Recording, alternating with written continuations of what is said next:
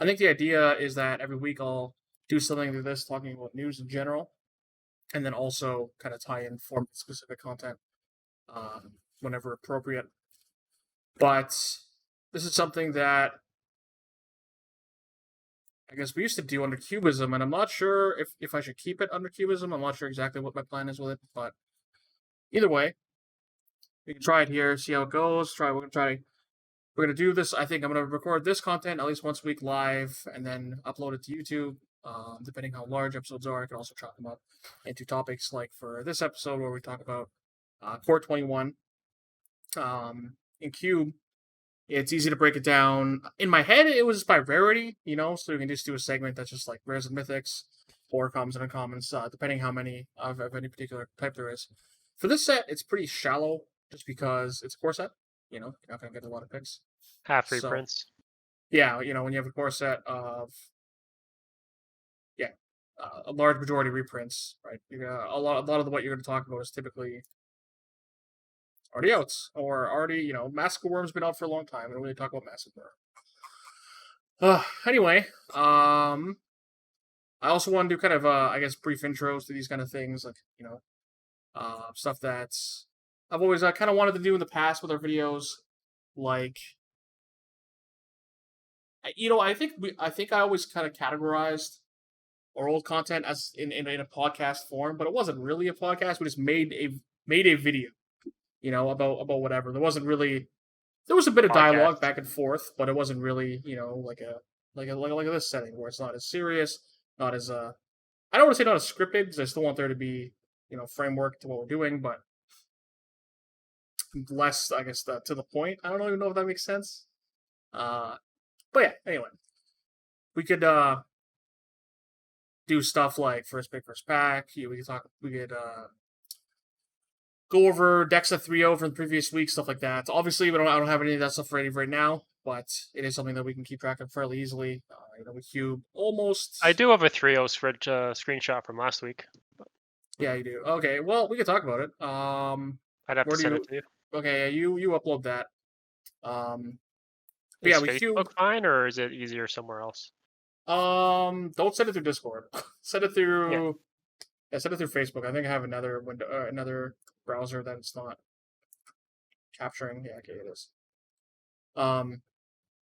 So we cube, assuming we're back to normal and back to seeing everybody in person again, which is okay for Manitoba, thankfully.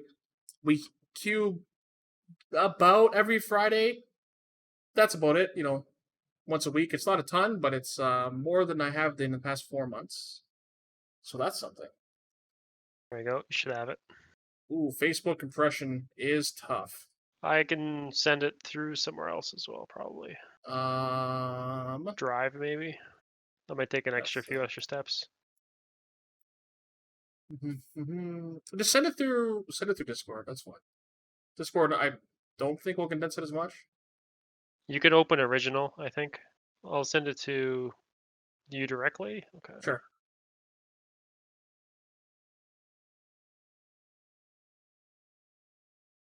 Switch to this for a second. 5.8 meg file, so it should. If you open original, it should be fine.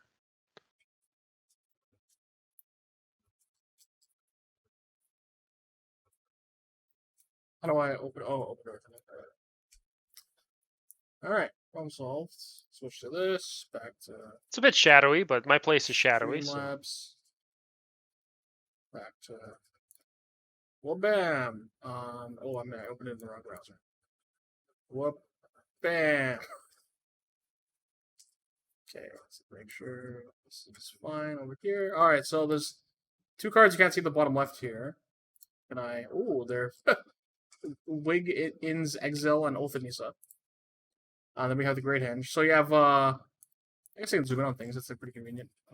You just played blue. You played green white. I remember this draft because I was drafting big Rakdos, and as soon as I sat down and saw what my teammates were playing, which was like blue white and what was Tori was on blue white. Who else was my team that cube? Mike. No. I played against Mike. Mike was on green. It wasn't Nick. It was Dow. Dow was on monorail. All right. So that was on mono It red. might have been Boros. Yeah, sorry, that was on Boros. Tori was on this like blue-white feature deck. And then as soon as I saw those decks, I'm like, okay, well, my big Rakdos deck is going to be pretty bad. So I was playing like Glorybringer, Thundermaw Hellkite, Obosh, Sky Sovereign was the Sky Sovereign 5-drop, and Obosh was the dream. I lived it maybe twice. Yeah, you overkilled me. I was at 6, and you swung in for 12. Yeah.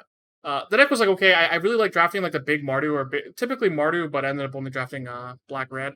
And again, as soon as I sat down and saw what my teammates were on, I knew that the other side of the table was going to have Forests and Allens, and the matchup was probably going to be bad. So you and a teammate were both on green white. You were on just green white. Another teammate was on green white X, green white black, right? That was Smoley. That sounds right. Yeah. But his mana base was bad. It was not good. Yep. So I ended up putting a game because he couldn't cast spells. And then Mike was just playing this control deck that I couldn't beat.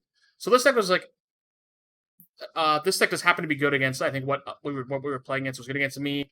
It was good against the mono green player. It was good against the mono green, the Boros player, and then the control deck that Tori was playing. So you have some new cards in here. You have Basri's Lieutenant. I don't want to keep zooming in on stuff because I think it's like kind of dumb, but yeah, Basri's Lieutenant, Love Shark Beast. Llanowar Visionary. Is that it for new stuff? I guess Great Henge is a new addition. Yeah, was this the first time it's been in the cube? Biogenic Ooze is like a new one. I think the Henge, this is a second draft for Henge, but the first time it was in a deck. Yeah. Okay, I have Hex Drinker. This deck looks light on guys, but like I don't know why I think that, but it isn't. It has actually infinite guys. It's got 2 man lands as well and Yeah. 2 cycle lands. So how hard was it to cast Great Henge? I'm curious. I only cast it once. I think it was against you, which you promptly yeah, you promptly told against and ended it. Yeah. Okay. It looks kind of hard in your deck. I guess other than Lovestruck Beast was like a cheap way to cheat it out. Yeah, I'm a little bit low on ways to attack from other angles, so that's the reason why I wanted to play both the Monument and the Great Henge, because it allows me to do something other than just play guys turn sideways. The Thought-Knot Seer was kind of important as well, because it allowed me Thought-Knot Seer. Yeah. It allowed me to give us an angle that my deck previously didn't have. I needed to take, what did I take? A Green Warden, Marasa, or whatever his name is. Because that's the only reason I beat the green-black deck in that game, because multiple removal spells in the graveyard, and we took that guy and was able to like keep my guys on the board because of it. Yeah, you have, as for Muli, you only have Path Exile and Elspeth Conquers Death. Elspeth Conquers Death was a card I did in my cube. I didn't get a lot of chance to play with it. I've played a lot with it in Brawl. I'm very impressed with it in Brawl. I'm curious if the 5-mana sorcery, how do you feel about that in your cube? Sorry, unpowered Legacy Plus cube. I think it's a fine effect. I don't know how. It's just a value card, I guess. It seems fine in these like big mid-range decks. Like assuming you can cast them, it's not a problem. The exile part is the thing I like a lot about it. Again, very impressed with it. I'm just curious how fast or how low to the ground a cube has to be before this again. This 5-mana sorcery speed effect might not be good enough. Did you ever have it blow up before you got the last mode? I think I only resolved it once. Like most of the games, as it turned out, I just went kind of guy, and then I was either in an advantageous board position. I held it in my hand for one game, and I never bothered casting it because they never played anything relevant. Someone was flooded on mana and guys, but no top end. So if I play top end, I have a removal spell. I had it in another game where I just had Monument. I was like, okay, well, I'm just going to play this Monument and win because it's much easier to do that. Monument breaks up board stalls real well. And most of the games where I'm going to play this guy, like the 3/4, Luminous Broodmoth, and it was a fight of like, now you need to kill this because otherwise you're going to die to it. And okay, I'll resolve another guy. Well, now you need to kill that guy. And I was just mostly the aggressors. It didn't really matter what my spells were for the most part. That makes sense. I didn't really think about this, but with Kitchen Finks and Luminous Broodmoth, can you just kind of make it indefinite? I believe when that card was announced, there was an argument of whether Persist Combo works with it, and I believe the answer is yes, as long as you time it properly. Yeah, so assuming, let's say your deck had a Carrion Feeder in it, you would play Kitchen Finks, Luminous Broodmoth, you sack the Finks, both Persist and Luminous Broodmoth trigger goes in the stack. You can just choose to bring it back with Luminous Broodmoth, Yeah. which will make it come back with flying. Then if it dies again, it comes back with persist, no flying, Yeah. and then rinse and repeat. It'll die, come back with a flying counter, blah blah blah, infinite life, which is kind of funny. I just With a realized that card that's looking at it. actually in the cube, I got Woe Strider, so you can do it with that. Yeah, I know you don't play Carrion Feeder. I know I'm a huge Carrion Feeder mark. I definitely played it in my cube when I had the chance. How do you feel about Aether Hub? I saw this in your while drafting. I didn't know you still played it. It's mostly just to cast the spells, which there's actually only Like Thought-Knot colorless Seer. spells. Yeah, Thought-Knot Seer, World Breaker. You play and- Smasher still? No, I cut it No, you got for Smasher. a 3-drop. Sure. Crystalline Giant, which might play really poorly because it's paper and not online. Yeah, you got to get one of those punch out card things to make it work. Then you gotta keep track of all the little paper pieces. Like, we'll Yeah. see how the memory goes for starters, and then You also move have to on from there, roll- and then just cut roll the like a card D, because no whatever. one wants any part of it. Yeah, that card is definitely. I haven't had the pleasure of playing in paper yet, but the card looks fine. It looks good. Plays well in on Arena. I'll give it that. So yeah, the deck looks fine. Like it. Yeah, I don't know. I guess It's it performed nothing to well. write home about. Again, I think the matchup was really good. The matchups you had were very good against our team. Yeah. Well, against the Boros deck, I went Thriving Inspector and a Voice of Resurgent into Kitchen Finks, and he scooped. So it's Yeah, I don't know how works they out. don't have a lot. Yeah, you need like a shrine or vortex or something to break through that. But yeah, okay. So yeah, hey, this is something that a topic I like talking about. I wouldn't mind revisiting in the future. Even if we got other people who submit decks like this, I love talking about this kind of stuff. But have you paid attention to the spoilers for today for Double Masters? I looked at them earlier today, and then I had a 2-hour meeting, and then I went for 2-hour a bike meeting. ride. So I spent a lot of time in front of a camera today. That's fair. Do you see this deluge? I guess this was I this did is a see the leak. deluge because I was gonna send it to you. Like Richard Kane Ferguson, that's a very love-hate relationship. As from soon as I people, right? saw it, I was like, "Is that Richard Kane Ferguson?" That and like the artist text box, their name is like gigantic. But again, I really appreciate in Double Masters that they're getting a lot of I guess old school artists to do a lot of the alternate art stuff, like Scott Fisher, Baxa, Richard Kane Ferguson. The names keep going. I like that they gave Leon and Abunis new art. Leon is it Abunis or it's definitely not Abunis. Abunis sounds stupid. It's Abunis. Yeah, probably. Got new art for some reason. That's cool. Sword of the Meek. I didn't know Scarab God's in back. That's Yeah. that's an interesting one. How funny is that Sword of the Meek got bumped up to rare? Just so you don't this doesn't ruin a limited format. That's fair. That's fair. There's a couple weird rarity shifts in this set, and this is definitely one I just noticed. I don't know the Mythic Crunch. I don't know if they can fit the other gods in. There is only one more red Mythic missing. Oh yeah, my internet kind of loads slowly with streaming and recording at the same time. Yeah, I can see it flickering a bit. Yeah. So I didn't know Arkham Dexton's a Mythic. Why is this thing a Mythic? Is that the first reprint of that card? Oh, I don't know. Arkham Dexton. It was a pretty Yes. in-demand card when Commander was. Well, when Commander was came new, Arkham Dexton was a big deal. This was a competitive general. Back when competitive Commander didn't exist. So it's funny that it's the first reprint. How much is this card? No, not that expensive. Oh, okay, not that expensive. Huh. Yeah, okay. The foil so one must be. Oh, I'm sure it's expensive. There's still one more red mythic missing. This Mana Echoes, like was it Nick just said in the chat here? This is a good reprint. I didn't even think about this kind of card as a reprint. It is. I want to say it's weird that it's mythic, but it's probably fine. That's mythic. That type of effect you probably want it to be mythic. I guess if this thing is rare, how bad is this thing in draft? This card's definitely not a reprint for limited purposes. Okay, what else was new? Yeah, Maelstrom Pole. I think I saw this sort of Feast and Famine box art or something like box that. Art, yeah, they have all of them. Well, I'll go over those in a second. So yeah, I market. Yeah, Deluge. I'm really curious to see a high-res version of it because I'm really interested in this card.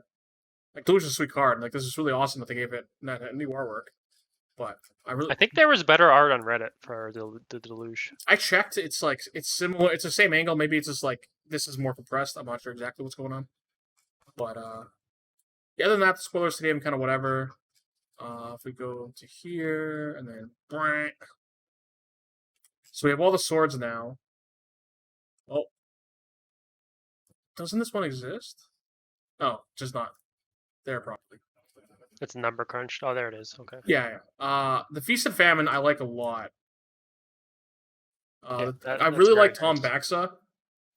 I like his art a lot. I like these things. The swords I think will be very polarizing until the end of time. Like I like Feast and Famine. I like War and Peace.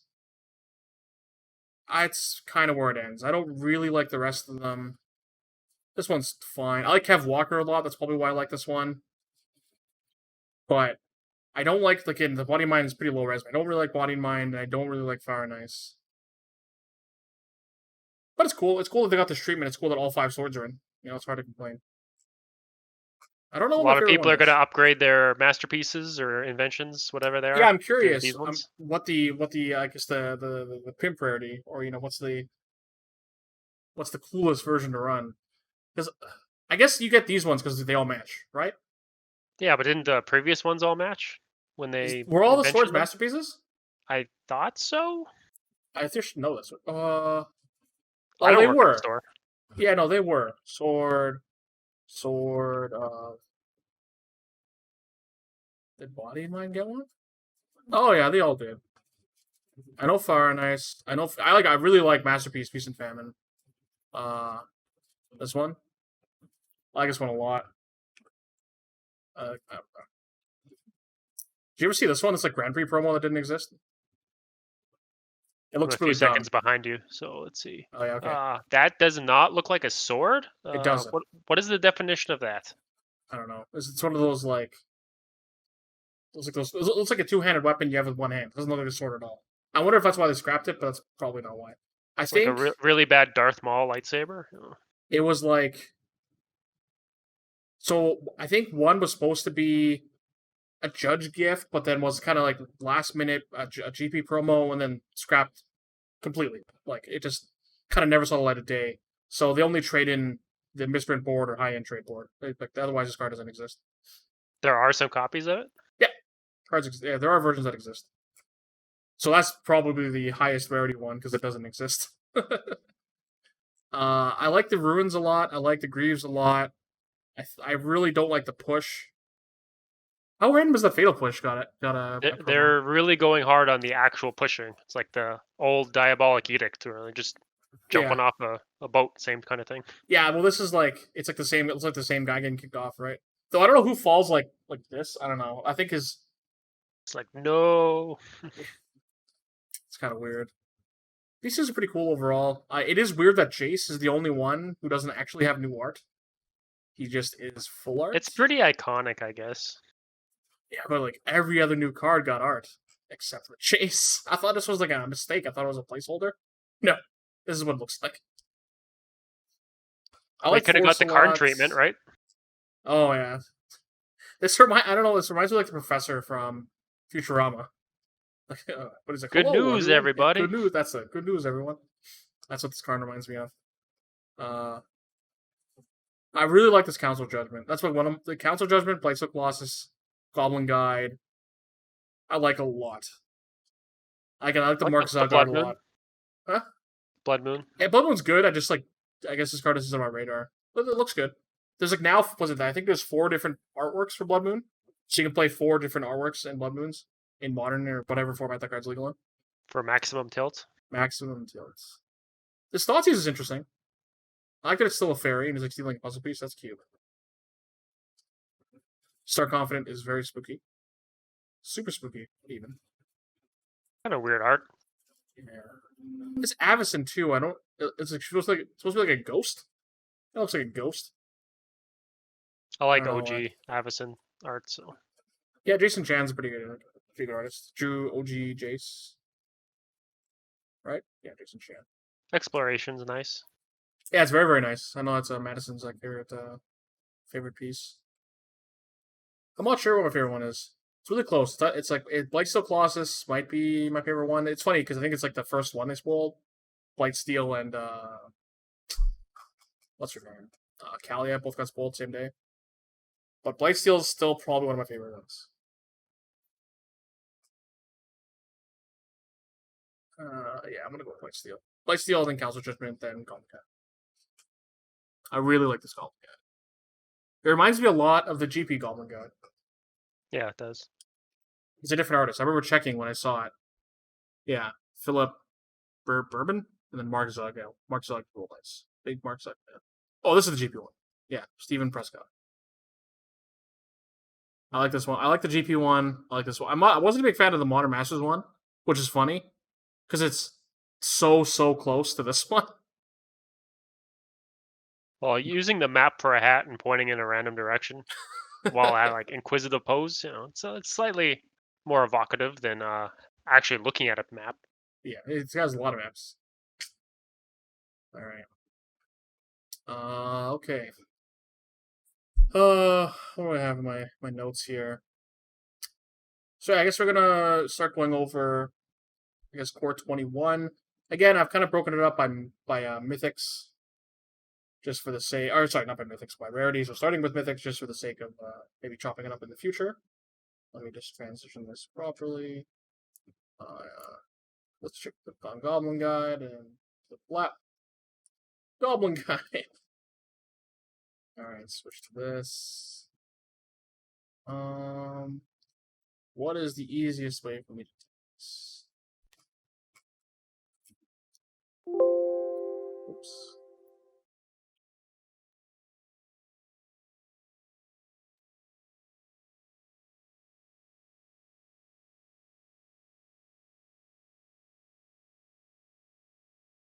Oh yeah, so they keep changing how they name core sets. So first it was like 7th edition, 8th edition, 9th edition. Then it was M10, M20. Okay, it was like Magic 2010, Magic 2011, and then now it's core set 2021. It's a pretty big first world problem. Rarity, yeah, mythic rare. Search, please. All right, we're gonna start with Bazriket. Alright, I guess I can hide this. Oh, hey, what's Bazriket? Don't worry, that was really that was just as smooth as I wanted it to be. So Bazriket. I guess should I read this off? I don't know if I should read this off because I don't know if I'm gonna upload the audio anywhere. If you're not going to upload the audio, there's probably no point because it's large enough on the screen. Yeah, I'm not going to this time. I might do in the future. It's also not brand new. We've had these cards for a little bit now. 2 weeks, 3 weeks. How long has it been now? All my eternal clock is all off because I haven't worked in what feels like 4 months. When That did this sounds come about out? right. Oh, actually. it came out on my birthday. Why do I have such a hard time remembering this came out on my birthday? Which is July 3rd. So wow, it's actually been 4 weeks. Jesus. All right, Bazriket.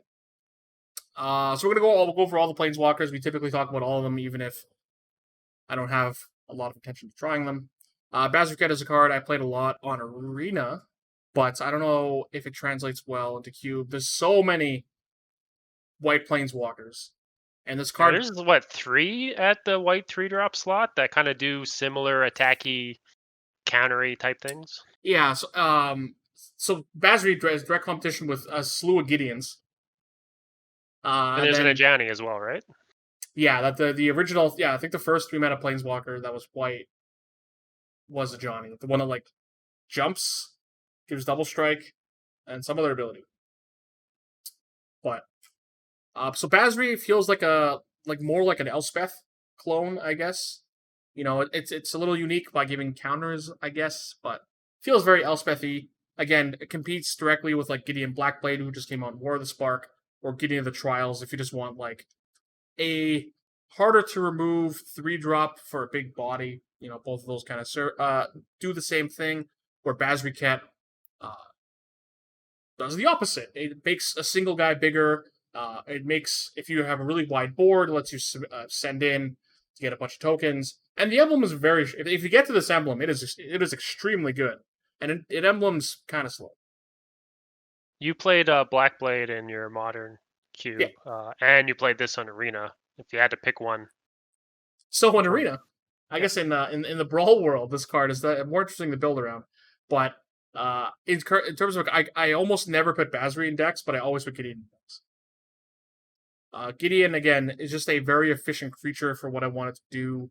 In a mono white deck, I think either is fine, but if I'm trying to let's say play white X, white red, white green, I think I want Gideon more.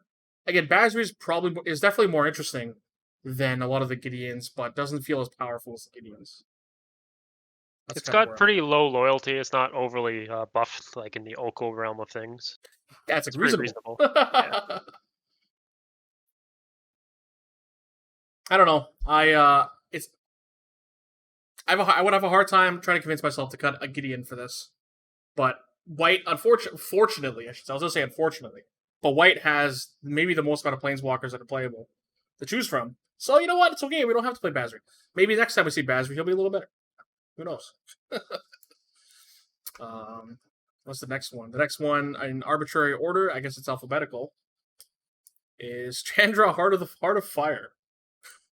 Big Chandra fan in the tribal Chandra deck in Arena. But Chandra Heart of Fire seems like a bit of a miss.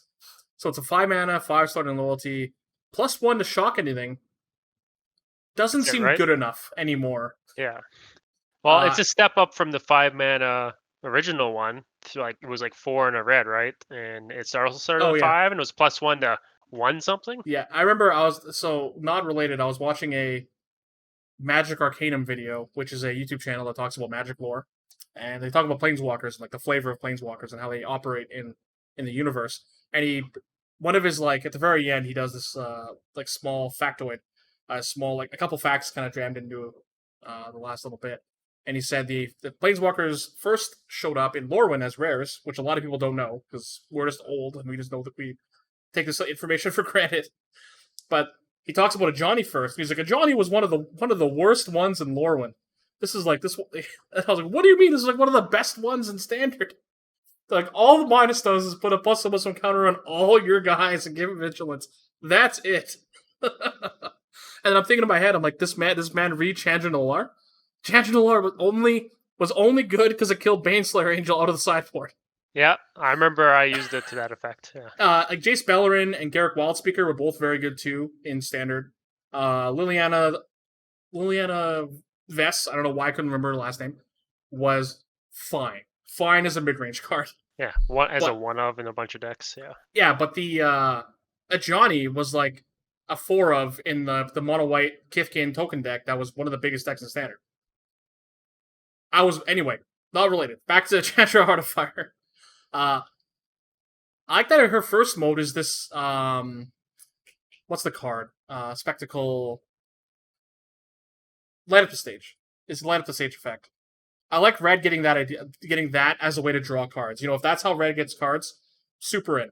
I like that flavor. Not really attached to this 5 mana planeswalker, but obviously, when you play it on 5, you don't use that mode. Maybe I'm underrating this card a bit. If this card kind of lets you draw 3 cards every turn, even if it's 2 cards every turn, that's pretty powerful. But it's a pretty big risk, and red has gotten a couple planeswalkers lately, which is I guess not lately. The planeswalkers getting better. Planeswalkers as a whole are just a better card type nowadays. And Chandra Heart of the Fire, other than this really kind of awkward looking art, which you assume was going to be the planeswalker deck, and it wasn't. I'm not a big fan of it. Well, both of us limit walkers to some extent, and this one doesn't add anything or provide anything exciting over the ones we currently have. Yeah, I'm trying to see what was the last 2 I played. Chandra Acolyte of Flame, Chandra Torch of Defiance, Chandra Awakened Inferno. It is funny that it's all Chandras. I don't play Koth. Koth is still a good planeswalker. I don't know where Chandra Heart of the Fire fits in. There's a world you can cut 6 mana Chandra and play this because, it's just the big mid-range card. You can kind of choose whatever one you want, I guess. But this one is probably more of a nod to the actual red aggressive decks where the 6 mana Chandra I was playing either Flamecaller or Awakened Inferno aren't really just red cards. They're red, green, red, black, red, blue cards. You know what I mean? With this Yeah. card, it's definitely more obviously at home in red. Oh yeah, we're doing Planeswalkers first, so I'm skipping you, Elder Gargaroth. I gotta see if I can make that transition a little nicer. I want it to transition nicer. Garruk Unleashed. This is the first Garruk we've gotten since he's became mono green. Is that true? Is that the first since the 7-mana one? Am I making up facts? I'm checking. It's the internet. You don't need to check. You're just right. This is the first mono green planeswalker we've had from Garruk. We haven't seen Garruk in a long time. We've been getting a lot of Vivians. So A lot of Nisas. Yeah, a lot of Nisas, a lot of Vivians. The last Garruk we got was Garruk Cursed Huntsman, which was the black-green one, and Third of Eldraine, which wasn't that long ago. But before that, I'm looking... Was it M15 or Garruk Relentless? Like, right after he became bad guy? Oh, it's been a long time since he's seen Garruk. Alright, well, Mono Green Garruk's back. He's okay. It's a little unimpressive. He is a little unimpressive. It's Garruk. I'm really impressed that Garruk Wildspeaker still, as like the OG Planeswalker, still holds up to this day. Yeah. Obviously, they weren't. They didn't know how good they'd be later on. But 4 mana to make a 3/3. You can make a 3/3 twice before having to uptick it. So you can play it, make a 3/3 next turn, make a 3/3, then the turn after that start giant growthing things. So that part isn't bad. Obviously, the rates compared to Garruk Wildspeaker doing the exact same thing is worse. But this thing gives plus C trample. That card's cool. I think it's worth the trade-off, though, to untap 2 lands. Yeah, I think if you're looking for something slightly different, the Vivian we just got, the 5-mana one with the cool comic book art, is a... Oh, yeah, I like that card. It's a very nice alternative to changing up your green section for walkers. Yeah, a lot of green planeswalkers feel very, very similar. I think it's probably... I want to say the most similar, but the red is probably up there for very similar as well. Yeah, a lot of the green ones happen to make 3/3 beasts or some kind of token. Yeah, so I like that they're starting to give more identity. It's very nice. Yeah. So yeah, Garruk Wildspeaker, or Garruk Unleashed. I've played this card a little bit, haven't been too impressed. The card's fine in like a standard environment if the standard wasn't bonkers. So maybe that means it's terrible. I don't know. Black. Those tabs. Yeah, no, I'm happy to see Mono Green Garruk back. I hope that he comes back more in a maybe more playable fashion. This is one of the planeswalkers I like the most that isn't Teferi. It's Liliana Waker of the Dead. So I think Black has the least amount of playable planeswalkers that aren't just a bunch of Lilianas. Like you have Liliana Last Hope, Liliana the Veil, 6-mana Liliana. Then the drop off is pretty hard. 5-mana Ob Nixilis. Yeah, there's like 2 of them. 5-mana Ob Nixilis, like the Battle for Zendikar Ob Nixilis is like there was the era when planeswalkers all did the same thing.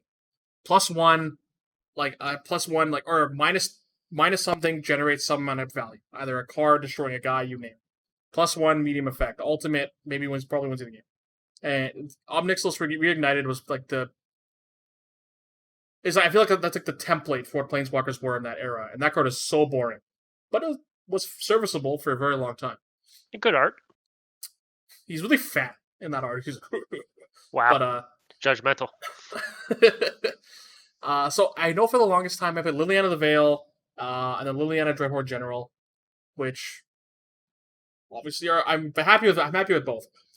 The 6-mana planeswalkers is like, I guess cards you get, creatures especially, are getting powerful enough that the 6-mana planeswalkers have to start doing a lot, or getting a lot of value out of them to kind of be good enough. I've had that kind of problem with both 6-mana Chandra and 6-mana Liliana from War of the Spark. Like both of the 6-mana Chandra comes into play, can wrath things, can give them a clock. 6-mana Chandra comes into play, Barters in Blood, makes guys, draws you cards when creatures die. Elspeth kills larger guys, or Elspeth makes an army. Sun's Champion. Yeah, makes 3 guys, kills guys, wins you the ultimate will probably win you the game. So I'm not sure how 6-mana Chandra was probably starting to get I don't know if this card's actually good enough. I'm pretty happy with Dreadhorde General still, so I'd probably still choose Liliana the Veil and Dreadhorde General. At least in my modern list, I think if you start going Legacy or Vintage, Liliana the Last Hope is really, really good. But actually, that's probably the one I have the least experience with. In my head, it directly competed with Liliana the Veil, but it doesn't really. So Liliana Waker of the Dead is a Liliana the Veil asterisk for 4 mana. It kind of does the same thing. Yeah. Each player each discard a card. It also makes opponent lose 3 life if they can. It doesn't really edict. It kind of maybe kills something, but not really on turn 4. And its ultimate might be worse than Liliana the Veil for 4 mana. But I think this card, is it's I like this card a lot, but it's hard to say that it's going to be better than Liliana the Veil, Liliana Last Hope, or Liliana Dreadhorde General. But it's close. Close that I would probably try. I might swap option. it out for Dreadhorde General for a bit. But again, just like I said a minute ago, that I think Liliana, the Last Hope, competed directly with Liliana the Veil. This card might actually compete with Liliana the Veil for kind of doing the same thing. But anyway, I do like this card. I think I'd still be hard pressed to convince myself to play it, but I think this one was the closest one, except for the it's cheaper. Yeah, the card. Thankfully, edicts can be strong, but very often they're worse than targeted kill spells. Yeah, late game, this card's going to be better. When this card, when this card's like a Flame Tongue of Vu, it's still fine. It does go down to 1 loyalty. That part's not great. If this thing could -2 and then -2 to kill itself, I'd be way more on board. But the -3 is a pretty big amount of loyalty, and then +1ing back up to 7 or back up to the -3 again is a pretty big ask. That part I'm not super keen on. And that brings us to the card of 21 printings in this stupid set or more. I can't remember. Gradients of blue and purple. I remember. So, what's starting with? Was it Theros that collector pack started? I'm trying to think. Sounds right, because they had the showcase cards in the forums. Is it Theros? Eldraine. I think it was Theros. Anyway. After they started doing that, making collector packs, sets were pretty easy to price. A set was 150, 250 cards, depending if it was a large or small set. Now everything's a large set. But, pricing a set wasn't that bad. But now pricing a set is a nightmare, because the set's just 4 times bigger. You have regular versions, full versions, pre-release versions, and that's all you had before. But now you have alternate art versions, showcase versions, other promo versions, you name it. There's 1,000 versions of every card. And then, Wizard of the Coast thought it was a good idea to give this card, actually, can I switch to this for a second? This card, so view all prints. Viewing all prints will show me so keep in mind, every version of this is a different SKU I have to have on a website. 1, 2, 3, 4. Yeah, this so many. These are all individual items. Insane. Insanity. I just get so mad. The idea of pricing all of these Teferis for the same card, and then there's this. But anyway, does that have all of them? Because there's only one borderless. There's only one borderless. There's only one borderless artwork. I don't know. They're all foil. So there'll be more of them. So there'll be borderless foil. So some of them are missing. Promo pack foil is here. Pre-release foil. Promo pack. So it looks like some might be missing, because there's 4 promo packs here. I assume they also all come foil. Same with pre-release cards. Same with showcase cards. Oh, these are all the non-foil versions. There's double the amount of this if you want foils. Oh, that's not true. It doesn't double pre-release. Pre-release only come foil. Right. So basically 30. There's a lot, and it's infuriating. Thankfully, they're all the same price mostly. But still, I don't know who thought that was a good idea. Just wait 5 years from now, someone will buy out just the purple ones. Goddamn. They haven't been working enough to know if there's ones more popular. I think this card's good enough that it just sells regardless. But anyway, Teferi Master of Time is very good. Which, I don't know if at this point people are unsure about this card, it plays out very well. It's very annoying. Thank God it doesn't have the original. Like I think it was leaked at 5-star in loyalty, which made this card a nightmare. Yeah, it may have had flash as well. So you could -3 it on your opponent's next 2 turns. So it go start at 5, on your turn go to 6, their turn go to 3, your turn go to 4, their turn go to 1. So you can keep phasing something out. Or if you have to phase something out, you're only going to have a turn to do it. So this card plays pretty well. It doesn't really fit into anything that I really want, I guess, if that makes sense. Like if I just want to play the best form of Planeswalker, it's still Jace the Mind Sculptor.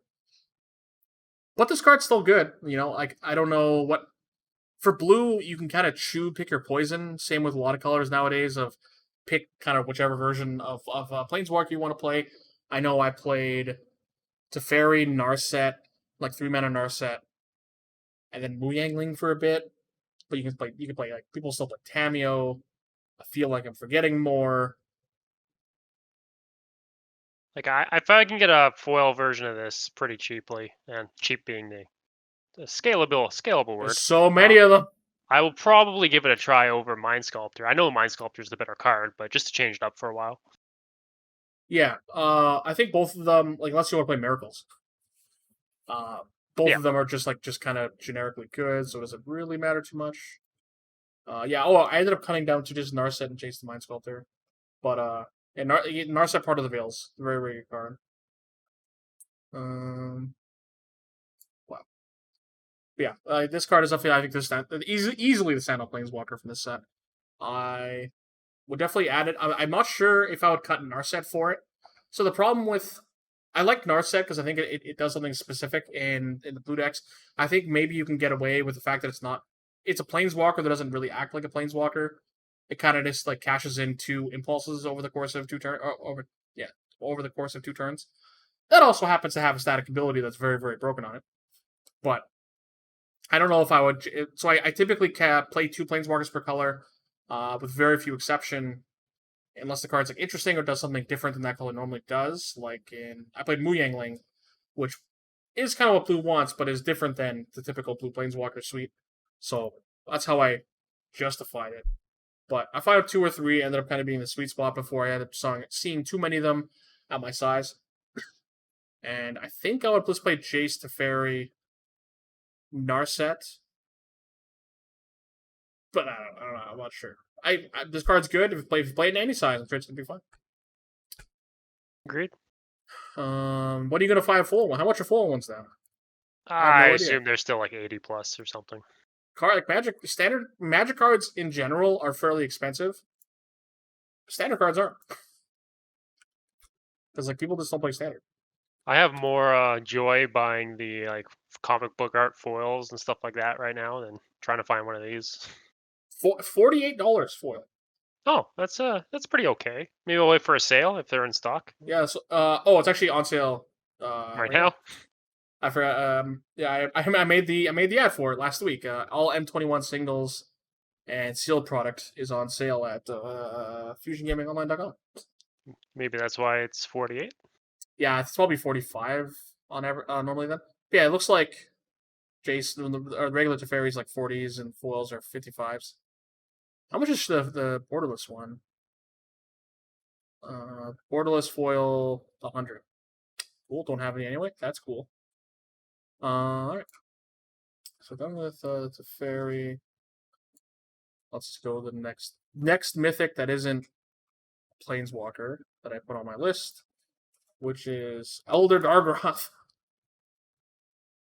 Is this a MTG financial review? Oh, maybe it is.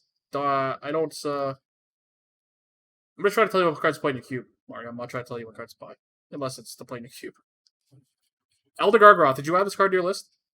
I didn't, mostly because I think my size and the way I build a cube is starting to get to the point where I can pick and choose. It's basically at 540 there used to be you got 300, 350 good ones, and then you fill the rest. And now we're starting to hit the cap where I can start picking and choosing whether I want to run these cards. And while this is a big dumb idiot, which I generally approve of, I just overhaul my green 5-drop section, and this doesn't really give me any enticement over the other cards that I currently run. So you mentioned, I guess room to experiment at your size.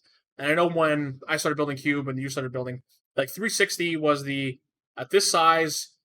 Most of your Cube is staples or cards that very little wiggle room if you're only playing the best cards. This is a little different. Oh, how's it going, cheap? Yeah, that might Daylight sweet. I'm probably gonna play it more later. But so at 360 when we first started playing, that was like the de facto. This is the best size, or this is the size where you don't really have much room to breathe. So I chose 450, and I always played 450 because I thought it gave me enough space to kind of enough wiggle room to, I guess be experiment a little more, try cards that I'm more excited about. And at 540, the size Drew chose, again, even more space to experiment. But I've definitely found myself at 450 in the past couple of years, having less and less space, assuming, I'm just playing quote unquote best options, which I typically like playing, especially, when I'm trying to review cards.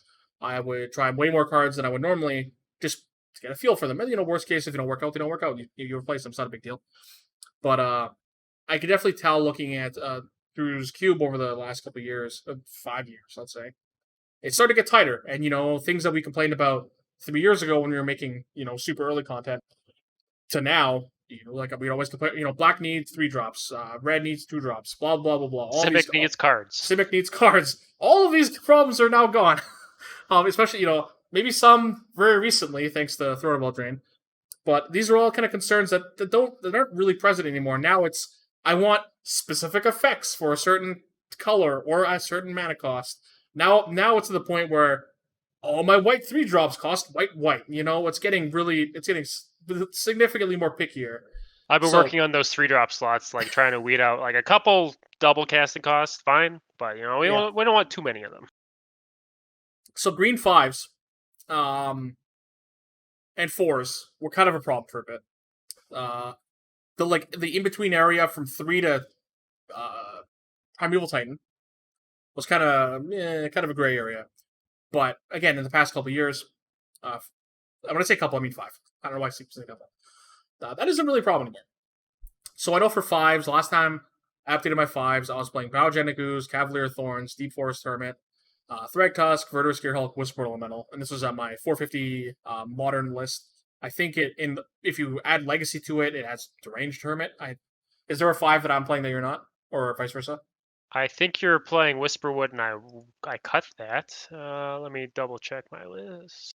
I'm only playing 5 right now. So. Okay, so yeah, I have the extra one. So Elder Gargaroth, all the cards I mentioned, they have a common theme, and that, well, except for Whisperwood, which I'll give it. It is at end of turn, but they all do something immediately. And that's kind of how most creatures have evolved nowadays. Like, if you look at my 6s, I play Carnage Tyrant, Green Warden of Marassa, Kogla, Primeval Titan, and then Hornet Queen, big guys. All of these things, other than Carnage Tyrant, because you can't target it, do things when they come into play. I know a long time ago, Austin, original co-host I did this with many moons ago, said that if they printed like a 6 mana, a million, the card is unplayable. Not good, doesn't do anything. And Elder Gargaroth is like getting to the bar of mana to power toughness and gluing on just a bunch of abilities that don't do anything for a turn. How good is it? It's got all the right things, I guess, because it's got vigilance, so it's always active. It's got trample, so it'll always get through. Yeah, it's attack or block. And it triggers whenever attacks or blocks. It always does something. But yeah, I like this card. I would probably try it. I'm sure this card plays fine, but every time you run it into a Doomblade, it's going to feel terrible. And obviously, that's like a bad argument. But that argument doesn't really matter to me. It doesn't make it feel any less bad. True. When again, you can just have options like again, what's an example? A Verdurous Gearhulk might be a card that's worse, or Thragtusk even. Thragtusk is admittedly a card I think that's showing its age a bit. Even if that gets this immediate effect, it feels like no matter what happens to this creature after this point, I'm fine with it. I've already gotten my investment back, or I've gotten something out of it. I don't feel nearly as bad. Elder Gargaroth is right up to the limit of doesn't have an ETB, has 1,000 other abilities. This card, like, how many abilities need to put on the card to make it good? This card has what, 1, 2, 3. Like, how many? I don't know how many abilities you want to count. It has 3 Attack static on block. abilities, attack and block. Choose 3 different abilities after that. It has everything you could possibly want, but yet I'm still hesitant because I just want all my things to come to play do something. Doesn't have haste. Doesn't have haste. With haste though, oh baby. Again, I'm sure this card will play 100% fine. I have very, very little experience playing this card, even online, but I'm sure I am just stuck in my ways of wanting my things to happen right now. You know what I mean? What's I want the instant gratification that all millennials have, or Zoomers, or whatever the case may be. I'm That's what I'm now. fine with risk reward magic. Like I still like Doom Whisperer, but there's a time and place for it, and I don't think it currently green needs. Yeah, this. like I play Baneslayer Angel still, or like a variation of Baneslayer. Lyra. I play Lyra. Yeah. Yeah, I'm pretty sure I was play. Did I play Lyra specifically? I do play Lyra. So if this was a white card, I wouldn't be complaining. Yeah, there are no really good white 6-drops. I'm playing like Lynn Vala right now. Green creatures do a lot. Well, this is 5 mana. Hello. It looks like a 6-drop to me. It does. That's a Titan, right? It's crazy that if this color, I guess, well, maybe it's not crazy. I want to say if this card's color shifted, this gets a slam dunk. But how much I expect out of my green creatures versus what I expect from my white creatures is obviously very different. If this card is white, no problem, easy peasy. And green, however, because I have the choice of playing these other 5s that do something immediately, it's easier to like write this card off as like, I'm sure it's fine. Which brings us to some next mythic in this list. This card isn't a reprint. Or sorry, that's not true at all. This card is 100% a reprint. And not new. Grim Tutor. I only wanted to bring this card up very quickly because this card was ludicrously expensive for a long time. $100-something. That some people maybe didn't even know existed. Is a demonic tutor for 1 black mana for 3 life, and is now easily to get playable. 1 more black mana? Yeah, 1 more black mana. So instead of 1 black and no life, you pay an extra black and 3 life. Like, I don't think so. I don't think so either. But this card is now accessible where previously it wasn't. Well, that's not true. I It guess depends on what your cube's doing, right? If you're more combo centric or more control oriented, then this will have more legs. But if you're a faster list, like this is a suicide if you cast yeah, this. in like vintage in a vintage world maybe, but like I guess in vintage you're already in the world of demonic VT. Like I don't know how many more of these effects. I just wanted to bring it up because now this card's accessible. Before it wasn't. I guess VT is getting really like Vampiric Tutor is getting really expensive too. So maybe it's kind of a bad comparison now. How much is Vampiric Tutor? I don't know. I'm sure it's a lot. Next mythic, Mangara the Diplomat. You did not add this? I did not, mostly because we got Basri's Lieutenant in the same set. But this card looks a little, throw the word around here, cancerousy to play against, I guess, because you might build a cube deck and you draft it, and like the cube deck that I showed you earlier, it has 2 ways to remove this. You can path it, or you could Elspeth's Conquer's Death it. And that's it. And otherwise, this bricks that entire deck, and it can't attack anymore. Because if you attack, you're probably losing because they're drawing cards, and this thing has a big butt and lifelink. It looks kind of miserable to play against. So why do you say that? So this card, the white 4-drop section, has gotten a little better. Luminous Broodmoth is nice.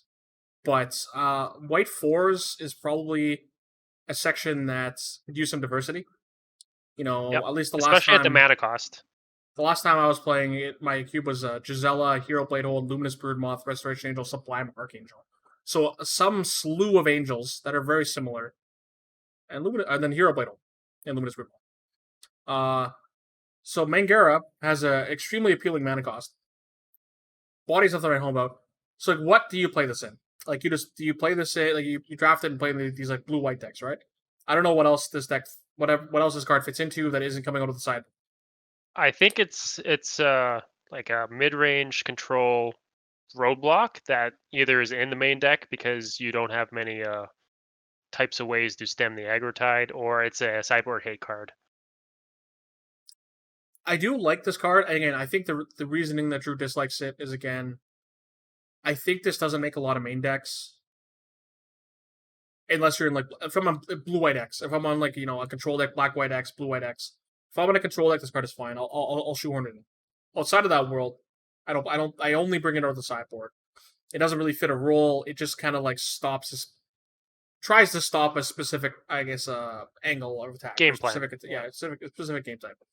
I don't think that's a reason to not play it. But I can understand why Drew feels that way. But I'm not sure I feel about this card. Even with those things, how do I feel about this? Like, obviously, your cube doesn't have moat as an example of, like, moat just beats these on these creature decks, like, on the ground creature decks, right? Which kind of moat. Well, I did at one point, right? Yeah. But moat again has similar play patterns, kind of, where it kind of, like, it's good in the control decks. It stops, or you bring it in against these other decks, like the red decks or these low to the ground decks, to stop what they're doing entirely. And that's kind of what this card does. Though this card is more fragile than moat. Moat was a very sideboard-centric card as well, and sometimes you hate pick it because you can't beat it. Yeah, I think Mangara is along a similar vein, where outside of the control deck, where it's probably going to sit, it comes out of sideboards, so it's not, again, like a lot of play pattern you like. It's not necessarily a reason why I would want to add a card. So yeah, if a card is going to sit in the sideboard most of the time, it's not something that I strive to add to my list. Yeah, good mana cost, great mana cost. You didn't put this on your list, and I was kind of surprised. But this does follow a similar vein of the problem I had with Elder Gargaroth, and that is Terror of the Peaks. I stared at it for a few minutes, and I stared at it some more, and I was like, this thing doesn't have haste. Aaron's going to want to talk about it, but I'll let him at it. I love Glorybringer. Glorybringer is my favorite red 5-drop. Isn't particularly close. Huge fan. I'm a huge fan that card exists. I will go on a limb and say I like it more than Thundermaw Hellkite, which has been the de facto 5 for a long time.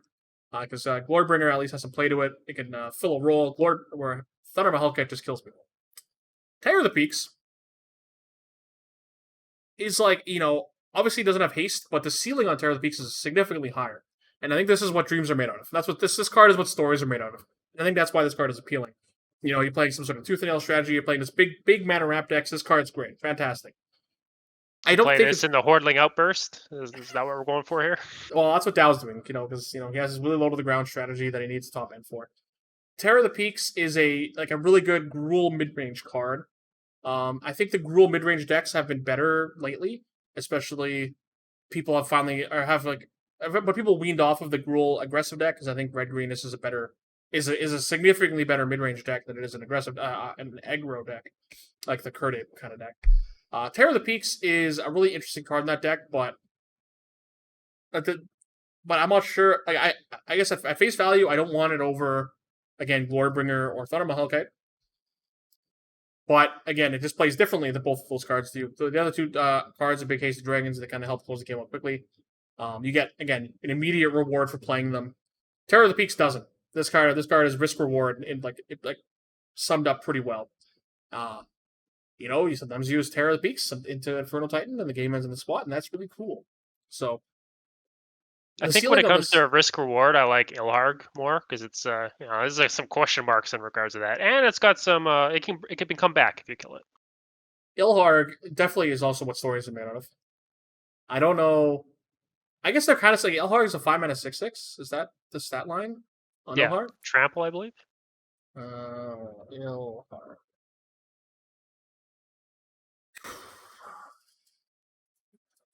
Did I spell Ilharg wrong? Maybe I did. Anyway, I did. Only one L. Who knew? Trample, yeah. 5 mana 6/6 trample. So, I think they're very similar if you're playing these kind of effects.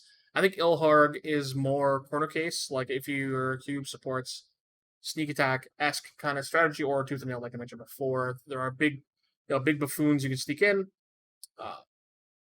Maybe they're both great, but I think Ilharg fits that better.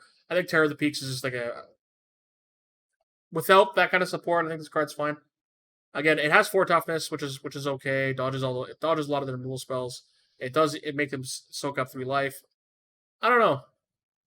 Again, this card isn't something that I would traditionally be excited for, but this card is literally what dreams are made out of. This is what this card this is the card stories are made out of, for sure. Yep. It's not a wrong choice by any means. No, at the end of the day, I think you play whatever you want. And this card, it definitely has more stories built into it than Thundermaw or Glorybringer will ever have. I don't know. Yeah, killing an army of flyers, Stormfront Pegasuses, Thundermaw, Yeah. Is that all I have for Mythics? That is all I have for Mythics. How random is that Ugin is in a core set? It feels so weird that Ugin's in a core set. It's kind of a random reprint. It's a very powerful card that doesn't have a lot of, I guess, rewarding game play patterns in standard. It's like, I'm going to ramp to this and cast this, and the game's over, right? Yeah.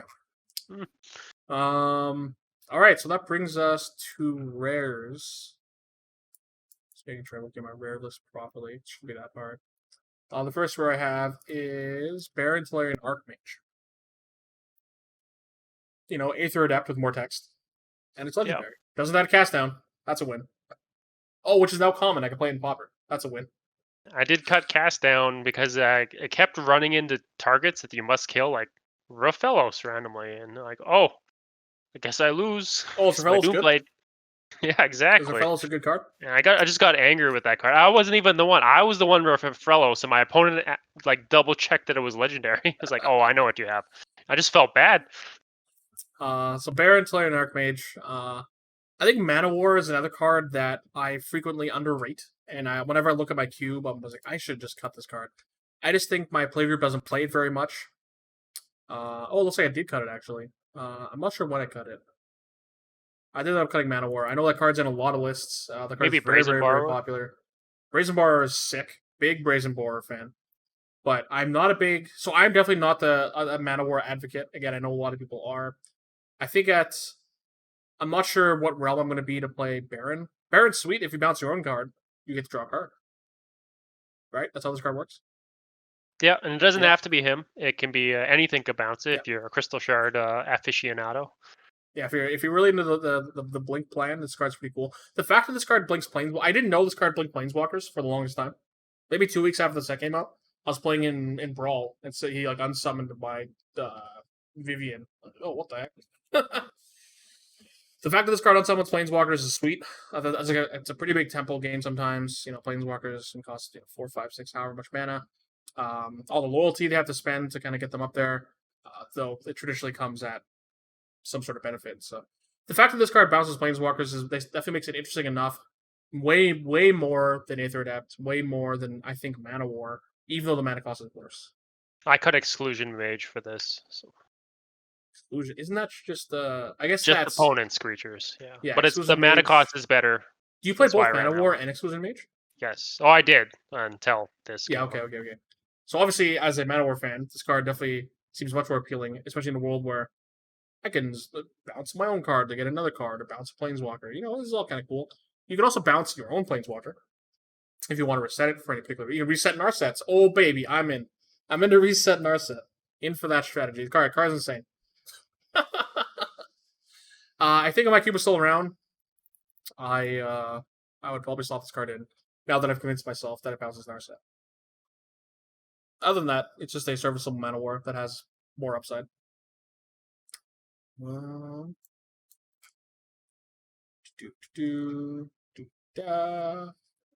didn't know this card had protection for multiplayer for a while. It's funny how many of these rares I thought I knew what they did, and then I didn't have any idea what they did. Like Stone Cold Serpent, right? Sorry? Like Stone Cold Serpent? Stone Cold Serpent has a bunch of text that people just don't... I think I still play that card today. People block it poorly, not knowing what it does. So... Bazoo's Lieutenant, again, this is another good example, and we're going to get to another 4-mana white card eventually that's very similar. That's, I just complained about how white 4-drops are very similar. They all kind of do the same thing. The exception of, again, the newest edition, Luminous Broodmoth and Hero Bladehold. This card is statted like Hero Bladehold, but does something different. 4-mana 3/4 Vigilance can become a 4/5 Vigilance, protection for multicolored. When it dies, you get a 2/2. Or you get to put the plus counter on something else, and that creature dies. You get the 2/2 as long as Bazzi's Lieutenant is still in play. So just suiting itself up to be a 4-mana 4/5 isn't bad. Again, that way when it dies, you'll get the 2/2 regardless. But Yeah, this I like a card, lot of the things that this thing does because it not only gives you the option of where to put the counter, but it passively buffs your strategies if you have a +1/+1 counter theme, or you just have guys that happen to get counters randomly. This is really good in those types of strategies, and at a great mana cost. mana cost very appealing. A 4-mana 3/4 Vigilance pro multicolored isn't terrible. I think that body's fine. Vigilance is an ability I like more and more. But yeah, I don't know. This card's good. It's obviously if you have Basri, ooh baby, this card and Basri very very good. Who knew? Who knew that the Basri card synergized together? But I haven't had a chance to play this card very much. But the handful of times I have played it, I've been pretty impressed. Again, it is just a change from all these white flying angels, which have all been good. But this card obviously fights at a different angle, is on the ground, supports your other homies. But I think it's worth testing. What does that bring us to next? Oh yeah, this card. Garrick's Harbinger. What are the? I'm trying to think of what green 3s I've played recently. I haven't added anything in a bit. Oh, that's not true. Love Struck Beast. Other than Love Struck Beast, I feel I haven't added much in green 3s in a while, unless you want to count Gem Razor as a green 3. That card's pretty much a green 3. Garrick's Harbinger has kind of this arbitrary protection. I feel it's more arbitrary than protection from multicolor. I think protection from multicolor. I don't know why I look at protection from a single color more egregious than multicolor, if that makes sense. Well, generally, someone might only have 3 or 4 multicolor cards in the list, as opposed to being anywhere from 30 to 100% of a deck. That can interact specifically with that color. Yeah. Hexproof from black doesn't mean it doesn't have protection from black, unlike, let's say, a Mirror Crusader. This card can still run into black creatures and die. Which I think the protection, which I typically maybe shy away from. Let's say if this card was just pro black, I probably would be significantly more wary adding it, and I probably just wouldn't do it. But because it is only hexproof from black, I think it is fine.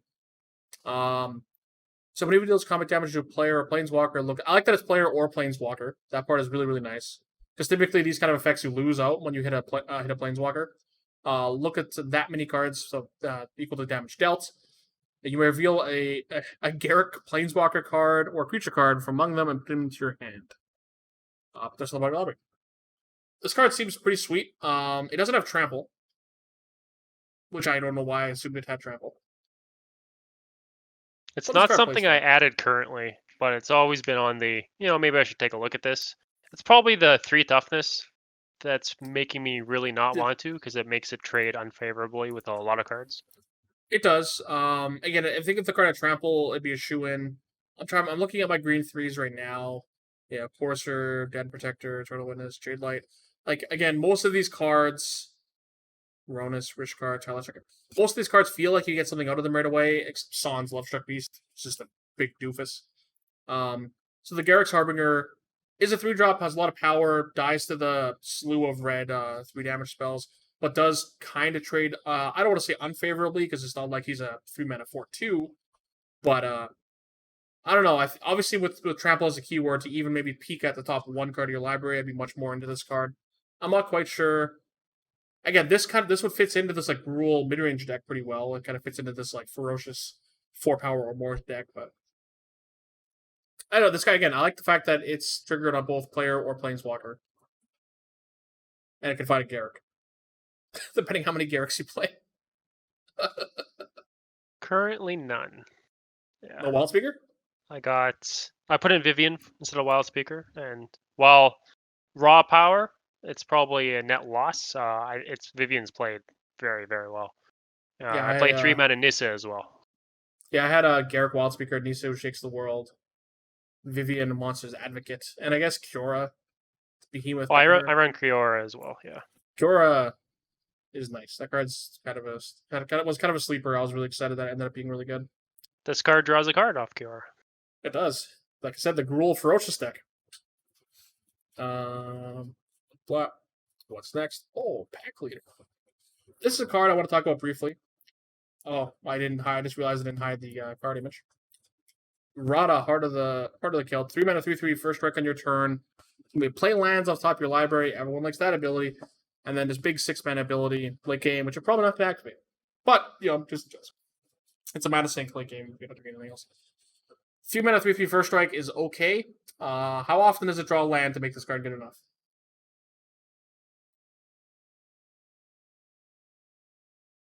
There's a lot of this card that already exists, right? There's a Corsair Prefix.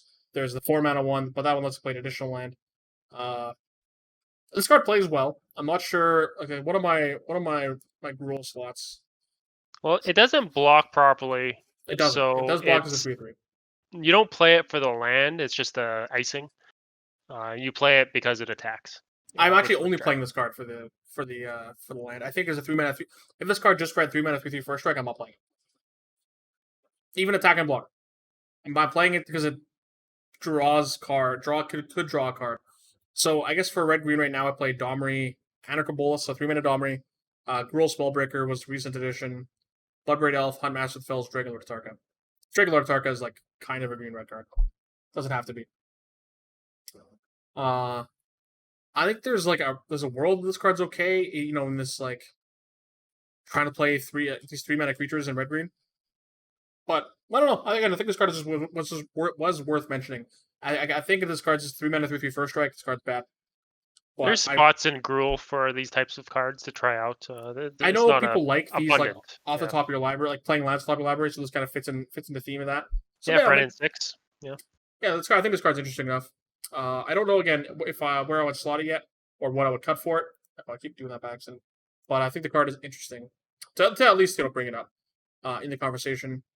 I was surprised you put this card on, to be honest. Spark Hunter Mastical. I think there are some lists that are not as Planeswalker cappy as we are, and they play a lot, right? If you're just playing like all the best cards, most of those cards Planeswalkers. Right, and if most of your top end are Planeswalkers and the rest of the cube is small guys, this probably is kind of the card you want on your list at that point because it kills the small guys and it's good against Planeswalkers. I know this is too much to ask, but I really wish it was when it came into play you discarded a card. Obviously, that's better. I understand. Just the idea of running this out into a counterspell feels terrible. But the blink, it's immune to blink. I'll take that. I'll take that downside. The fact that it's a 3 mana 3/4 is huge. I think it's a 3 mana 3/3. I don't want to talk about this card. Yeah. But at 4, like your numbers break better, it blocks better, it dodges burn spells better. The 1 mana ping is the right price. At 2, don't want to talk about it. At 1, we're in the ballpark. And the indestructible, I think, is the right number. Because at 2, I think it's way too low. I think it's too low. And at 4, it's way too much. So I think 3 is a nice sweet spot. If Planeswalkers are very, very common in your cube, I think this card's pretty cool. It's a 3 mana 3/4. Stats are reasonable. Again, not a lot of your 3-drops survive a lot of the early game or a lot of the early red removal spells. So this card kind of fits into that world pretty well. Late game, just being able to dump mana into it to be indestructible, which has come up for me a couple times, is nice. Again, it's just the additional cost to discard a card. That's my only problem with this card. And you could easily have a cube though with graveyard centric effects that turns this into an upside. If you can make that an upside, I'm super in for this card. Otherwise, I'm more standoffish. That being said, when you're trying to fill a colorless section and you don't just jam it with mana artifacts and power, it's kind of hard to fill one. So, in my modern list, I play 50. I guess I play 55 is not a real number. So that includes 13 lands that are like Triomes and Fable Passage, City Brass. Anyway, some emergency vehicles right around my house. Again, when you're trying to just play playing a bunch of artifacts or fill a colorless section, that you're not just playing 10 talismans or 10 signets, or you don't have however many slots dedicated to power. Because if you're playing a vintage cube, you get to you have all your fast mana, 5 Moxen, Mana Vault, Grid Monolith, Soul Ring, Mana Crypt, Mox Diamond, all that kind of stuff. Again, when you're trying to fill a colorless section without mana, it's kind of hard. And I would probably try this card out just because of that. Because I'm not a fan of playing 10 Signet, 10 Talisman, and I'm not playing Power. I think this card being a colorless, okay stated creature is fine. Again, I have a really hard time swallowing to discard a card as an additional cost. But yeah, that's why I didn't try it. Yeah, how do I just jam this card if I feel if let's say you know your opponents aren't gonna have Planeswalkers. Do you still just jam and risk getting 2 for 1? I think if all you have to have is a reasonable Reanimator package, and I think this card will always have home. So you're telling me you have to make this discard worth it to play. Probably. Let's say you're playing in a cube that to make it a real good card, yes. That doesn't have the type Planeswalker. That's just going to be a 3 mana 3/4 with regenerate on it. Again, when it dies, you're probably getting 2 for 1. I don't know.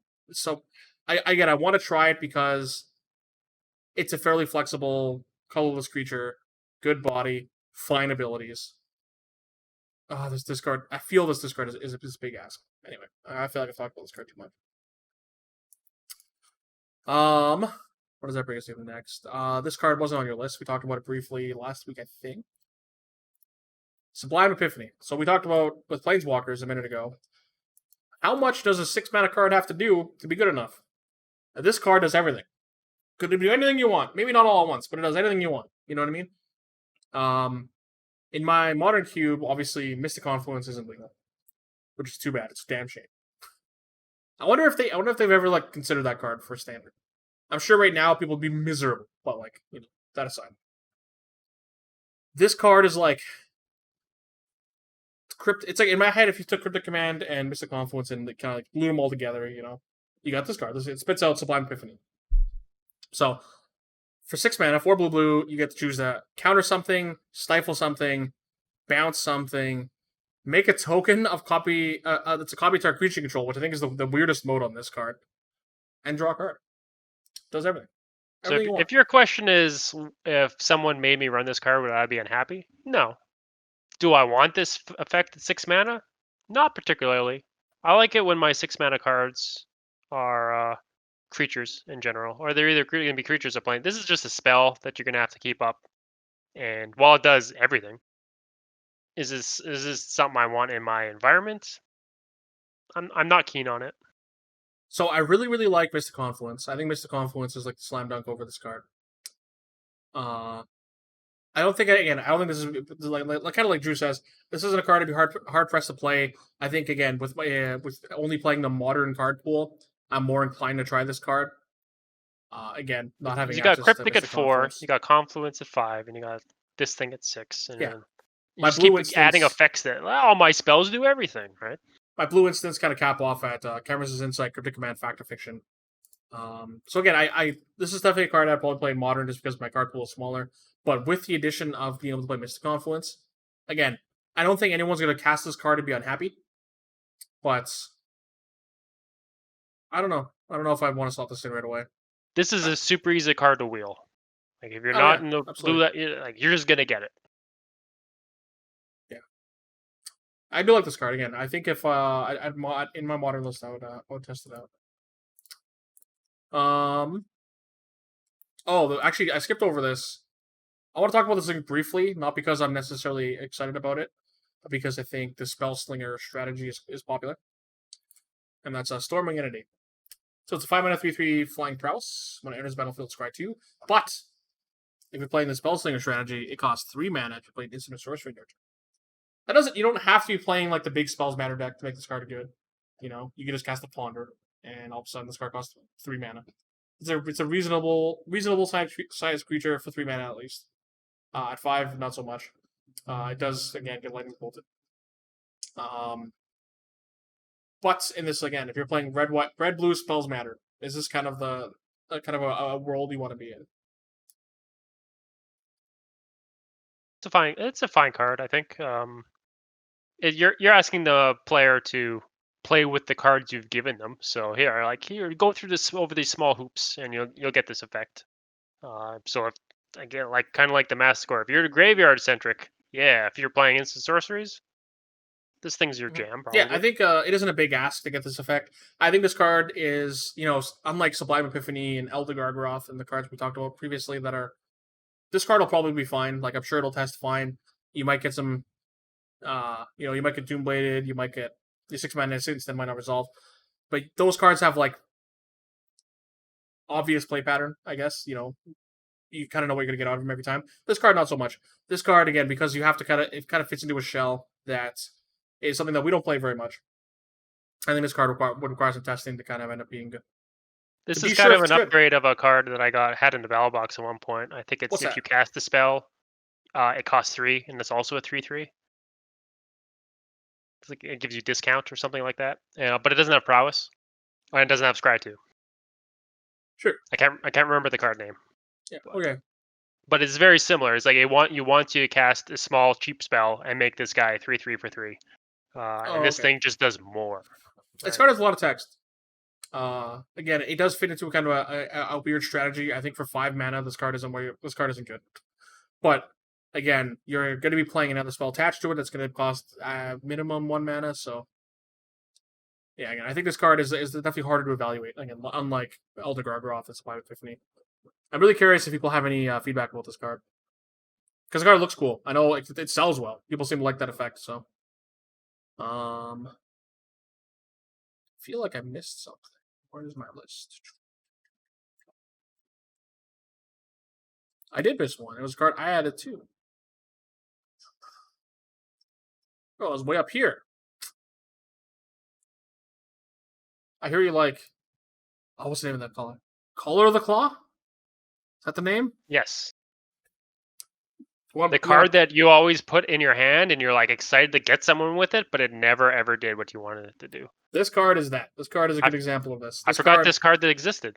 I like this. I like this card a lot. When I got spoiled, I like this card a lot. I was really excited to play in Brawl, which is typically what I stream, unfortunately.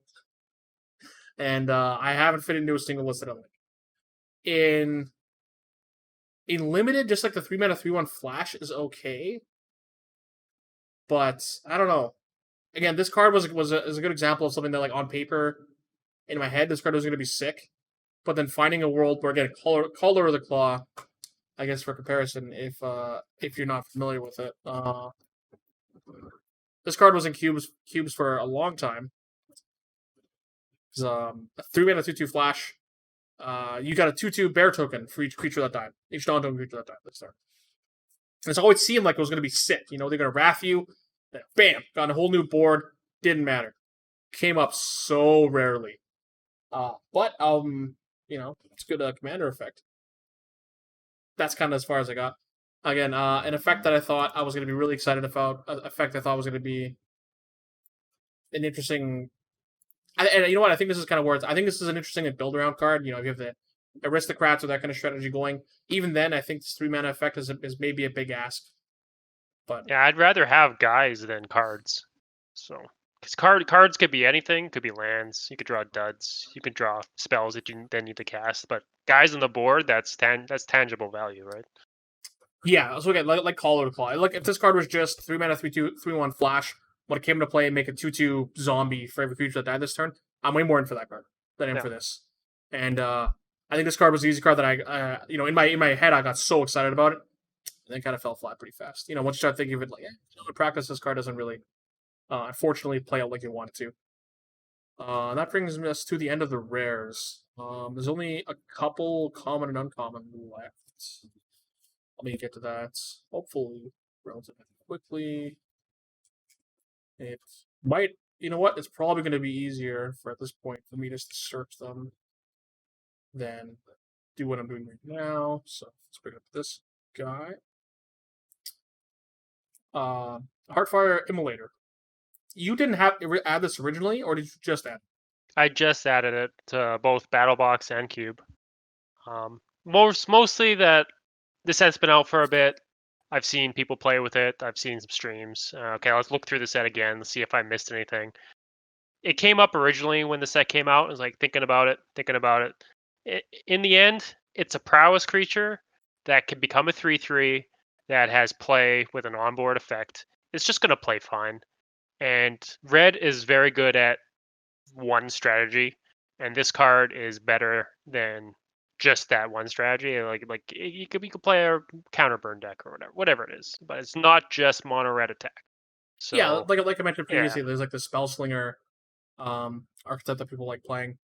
I remember I didn't actually know this card existed until someone played it against me, and it wasn't relevant at the time. But the fact that these kind of cards, like Garrick's, why can't I remember the name of the card we just talked about? Garrick's Harbinger. the 4/3, yeah. Yeah, I like that these cards are getting like creature or planeswalker. Back with when I guess rules were slightly different, and it was you can, if you want face, it can redirect. Very rarely do things get specifically target planeswalkers, but we see more of that now, obviously. And I like that this card goes after planeswalkers. It's easy to cast.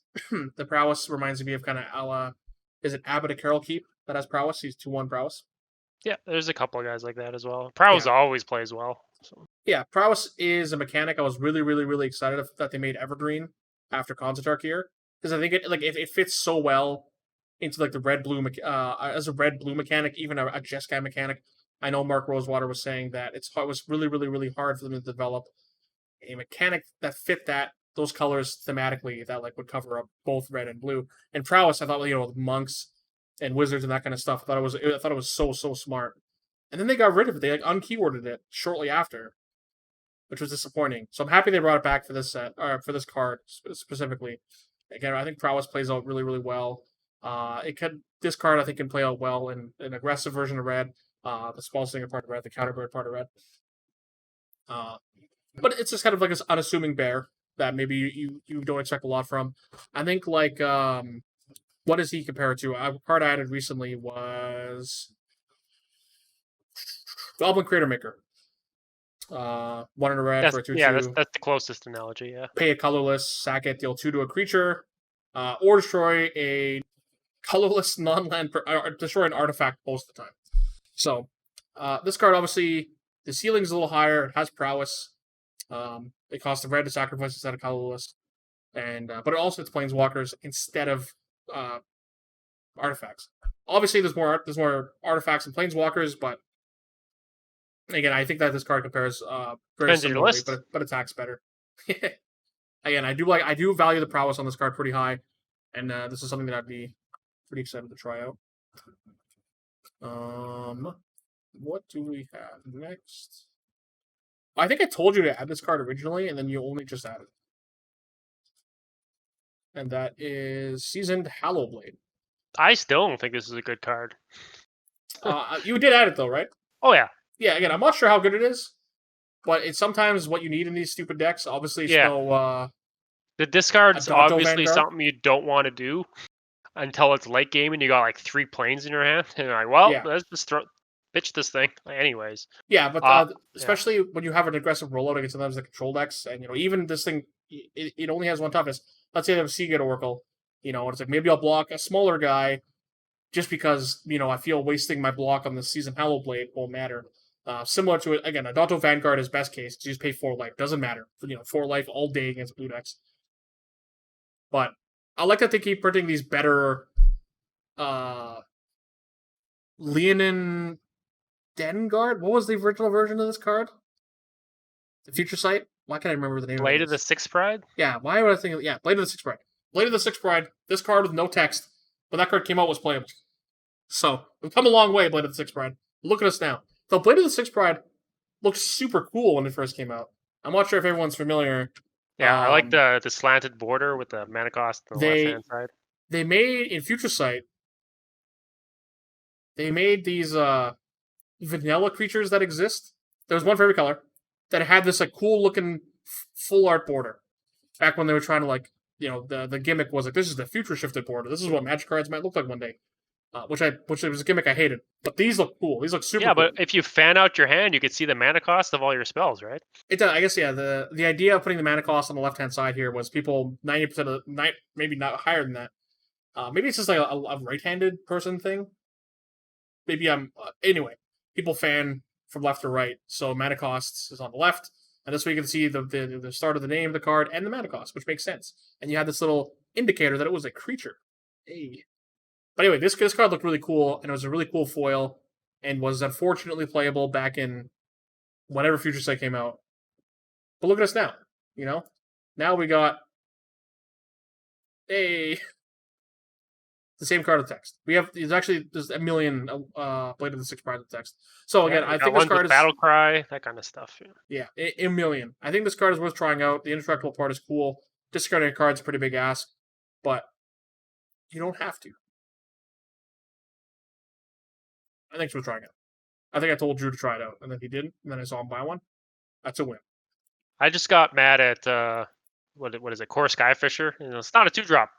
Yeah, it's not. No, especially in a non-vintage environment. Yeah, it's starting to get kind of annoying because it can never go and fit in your curve where you want it to be, and it sets you back. But it can be beneficial. But this thing comes down to it's fine. Oh yeah, right. Wait, no, it wasn't. Was it Centaur? Nick, it wasn't Centaur Courser. What was the? So I saw it in chat. A 3/3 for 3 green one. Yeah, but it looked cool as hell. All of them looked cool. It wasn't Centaur Courser. It was Centaur Courser stats. Why can't I remember the name of this card? I could only get the mono white one for some reason. So. That's because it was the only playable one. Future Sight. I played the blue one in draft. I remember that. Oh yeah, right. Oh, I found it. Wait. Nessian Courser. Nessian. Oh. This card was reprinted in Theros. What is this localized image not available? Yeah, look at this guy.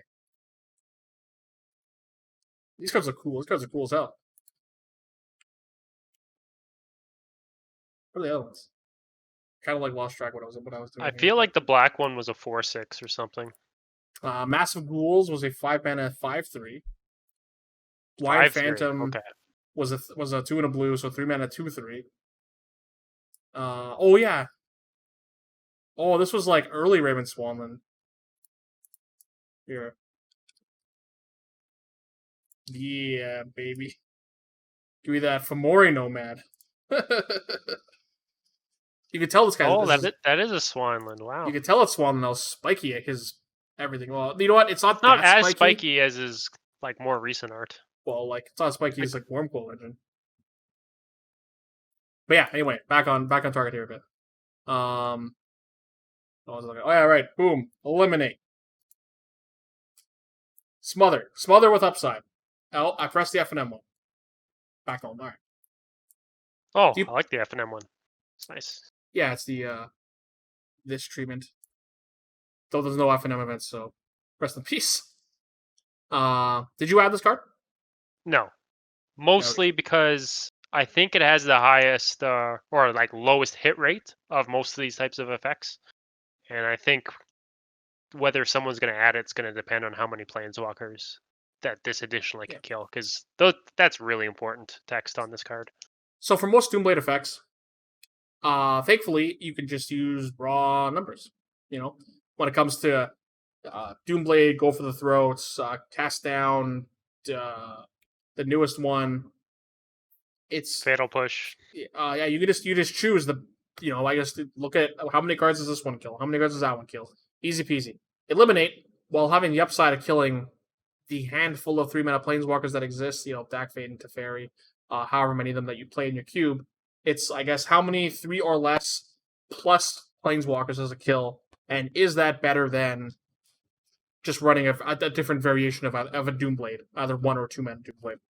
So I don't play nearly enough, I think, to make this card. And I play both 3-mana Teferi and 3-mana Narset.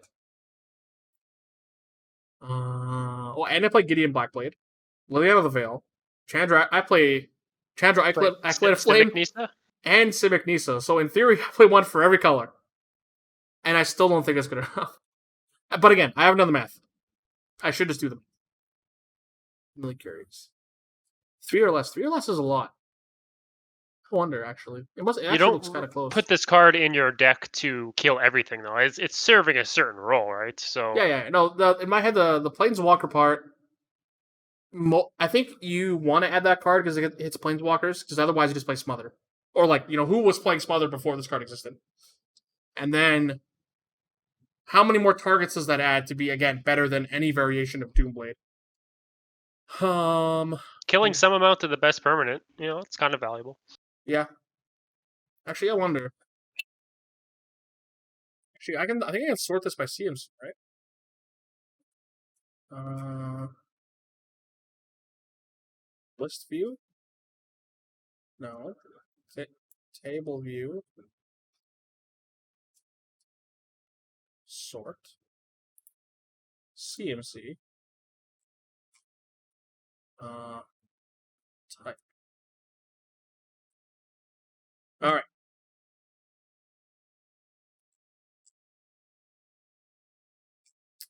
There is 51 creatures I play at 3 or less. Which is a pretty considerable amount.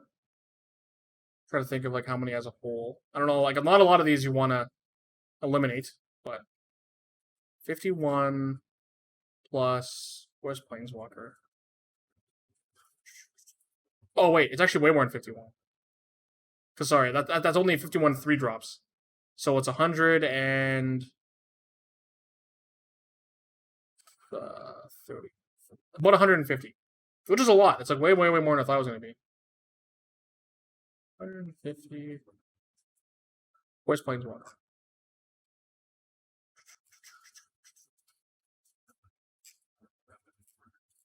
Um, 9, 10.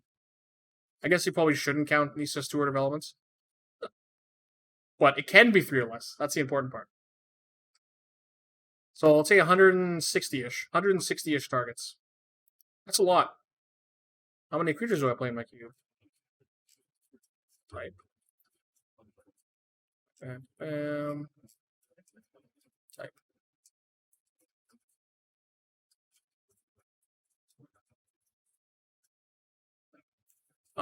So I have 237 creatures in my cube. And again, there's outliers to this. Manlands, things that become creatures. I don't know how many of those there are. Tokens. Obviously, so the numbers will skewed a bit. The Hangerback Walker, Stone Cold Serpent, Walking Ballista, things you typically you might hit, you might not hit. Things that it might not be able to be targeted by. So 237, and it hits 160-ish creatures and the handful of Planeswalkers. That's a pretty real amount. I wonder if there's a way. I guess how would I sort this? Because let's say Go for the Throat, for example, because Go for the Throat is probably one of the best Doomblade effects. 1, 2, 3. Okay, Go for the Throat is still leagues ahead. I think it competes with Cast Down. Yeah, so Go for the Throat is still higher.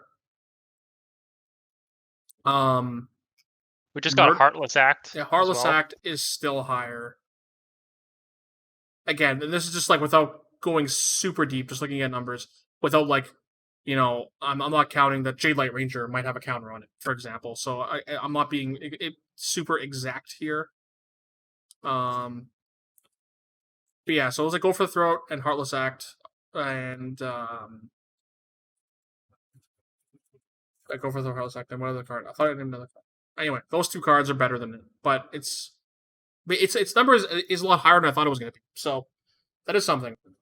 I'd be more inclined to test Eliminate after learning that information.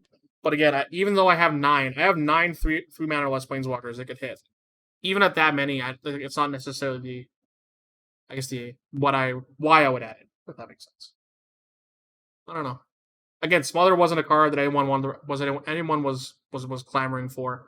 Smother that hits 9 other targets. Better. Still don't know if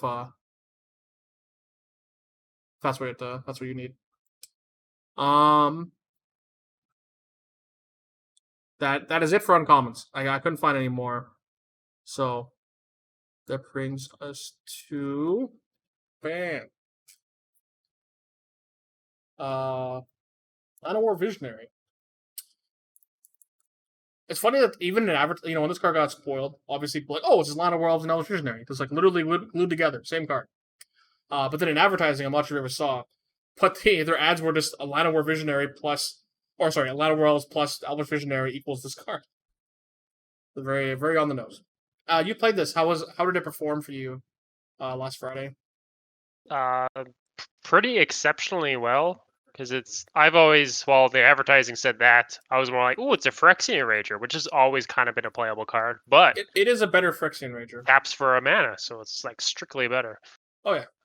And the fact that tap for a mana actually allowed me to win a game because I was stuck on 4 lands and I need to cast a Biogenic Ooze and something else, I think, at 5, and that was very important.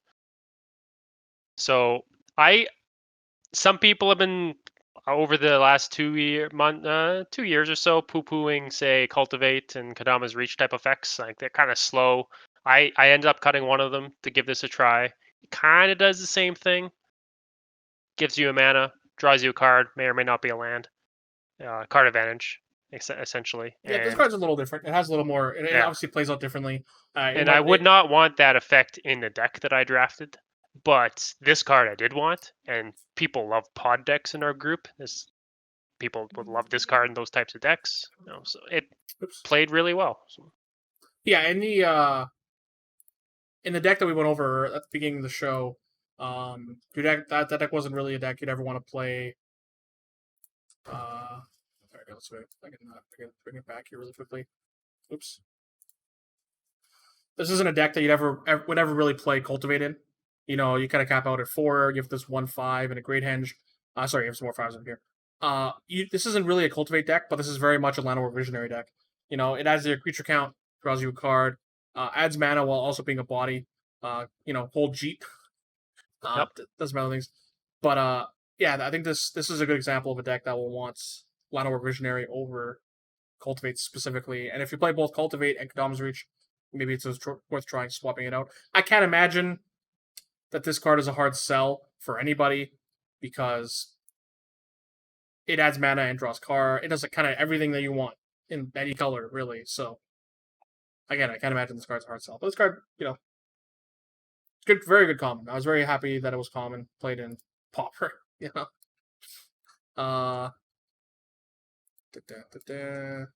What is our next common? Why the card we talked about a bunch of times already? Whatever, actually brought it up. Oh wait, that's the wrong one. This one. Bam. Bazir's Acolyte. Did you add this to your main queue? No. Mana cost. I think it's a little bit below the power level of my cube. But what if it was a 2/4?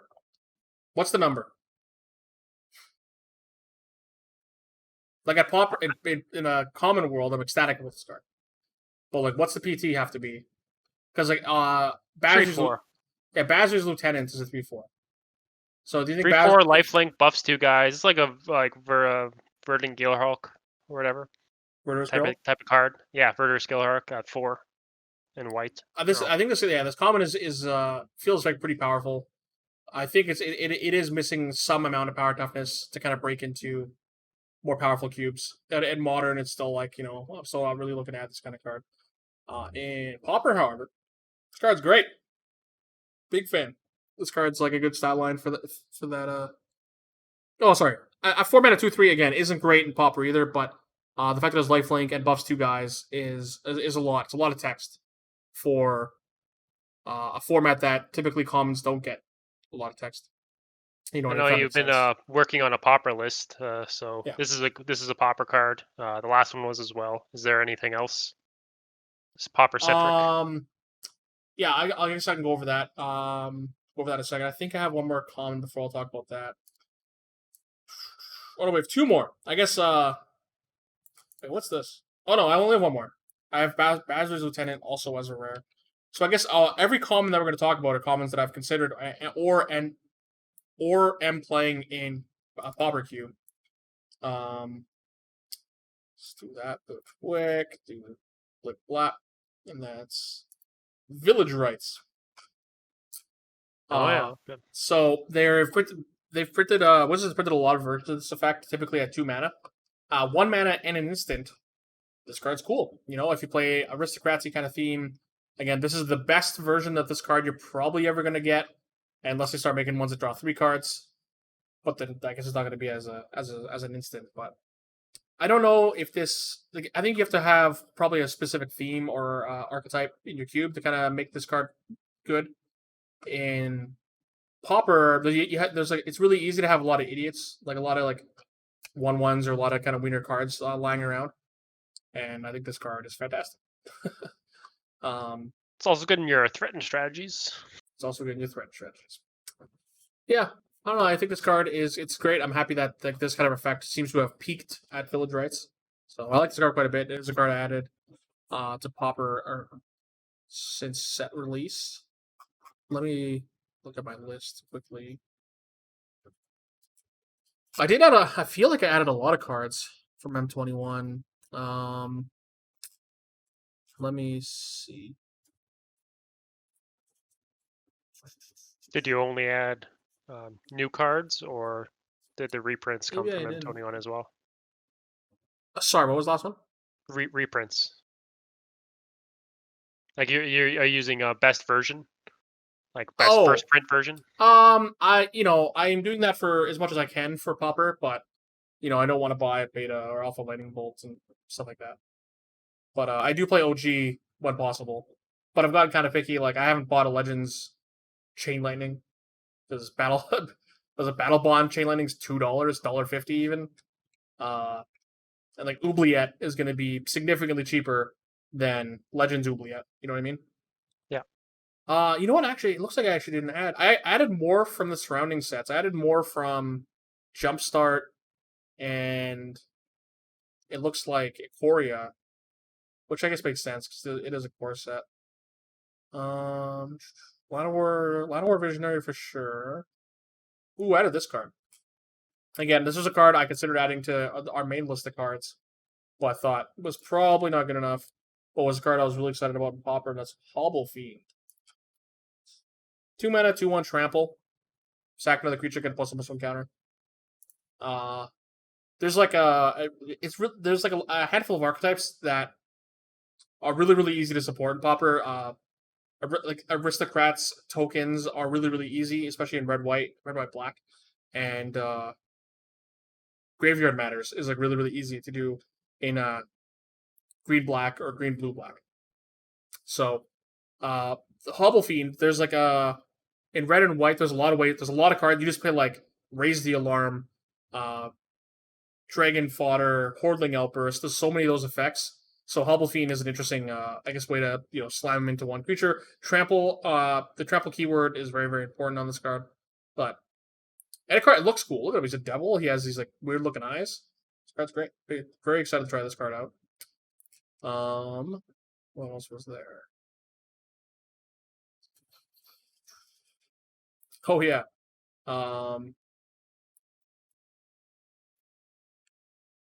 Again, this card's just a good limited card that I'm sure will play out fine in Pauper. Like I said before, there's a lot of idiots kind of lying around. There's Crypt Lurkers, a 4-mana 3/4. And as a battlefield, you may sacrifice a creature or discard a card if you do draw a card. So it rummages or lets you sack a token into something bigger. There's another, was it Ikoria that added? Oh, it's Throne. It's like a 4-mana 4/2. When it comes into play, you can shock a creature you control if you do draw a card.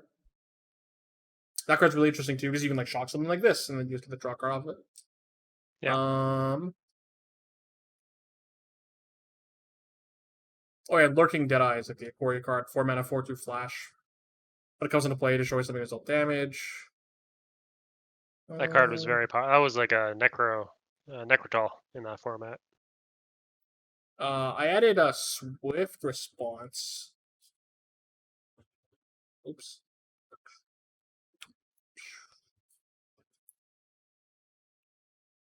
White needs Doomblades too, but only when attacking. White's removal spells are like all Oblivion Ring effects. So just getting like a kind of Doom. No Sunlights? Well, it's add Sunlights. Beyond like the thousands of Doomblade effects, or the thousands of Oblivion Ring effects. Jeez, that's hard to say. Swift Response is nice. I haven't just tried out too much, but I assume it's going to play fine.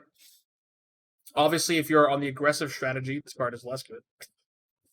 But I think this card existed as a sorcery for a long time, but it is finally an instant. There's one in the battle box that I have. I think if you have Spell Mastery, you can cast it as an instant. Oh, that exists? That's cool. Might be an looks uncommon. like that is... And then, the Bazar's Acolyte was the card we talked about. I guess that started the conversation. Is, again, one of the cards I'm excited about, too, in Pauper. But yeah, outside of that, there hasn't been too many additions at common. It looks like for... Like, there's no like downshifts, I guess, that were relevant in Double Masters. There has been downshifts. Cast Down, I guess, notably got a downshift at common. And there's almost, if not no legendary creatures in Pauper, so that downshift is very, very good. I think one other card got downshifted. Oh, Ancestral Blade. Yeah, this thing. You actually told me about this. So assuming this is actually downshifted, this is also a good reprint. Again, that'll shoe into Pauper really, really well. So Ancestral Blade and Cast Down are both exciting. Wow, Disciple of Vault, uncommon. Some of these are really, really weird. Ravenous Trap is definitely the weirdest one. Ravenous Trap to rare feels worse than Sword of the Meek to rare. What? That's weird. Well, Kemba. Was Kemba always here? Was there new spoilers I missed? Nope. Kemba. It's not Diligence.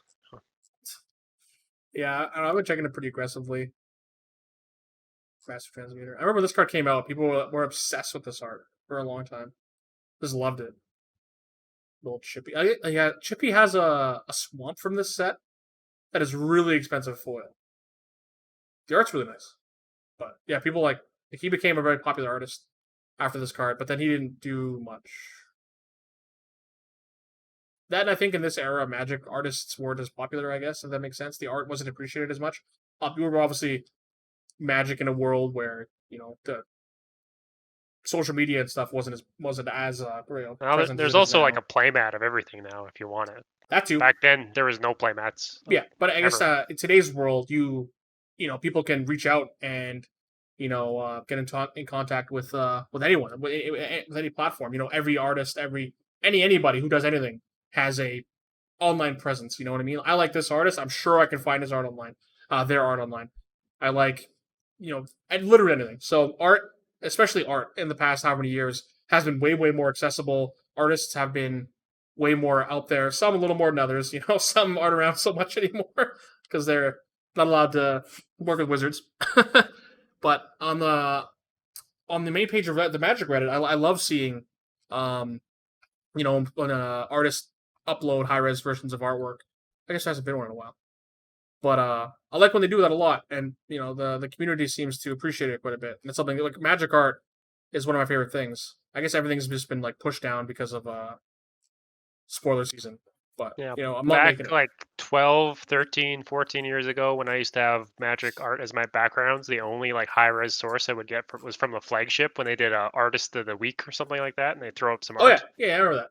Yeah, now I'm Flame Break, I guess for work, because I make most of the digital media stuff for Fusion.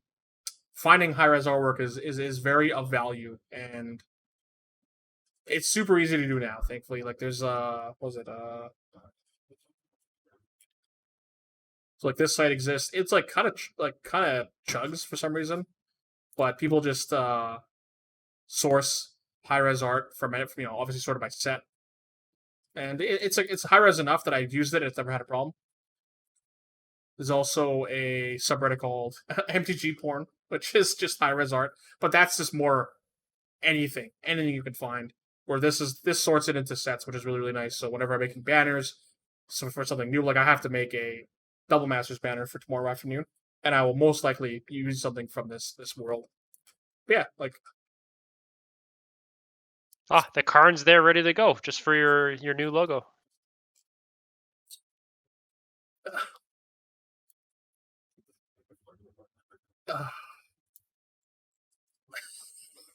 Look at him. He's so excited. He's so happy to be part of your new ads. Look, if I...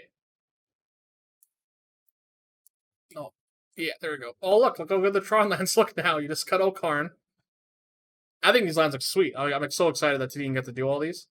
You even have this like strip mine looking thing in the background. Everything looks so sick, and then... Good news, everyone! Oh, that's stupid.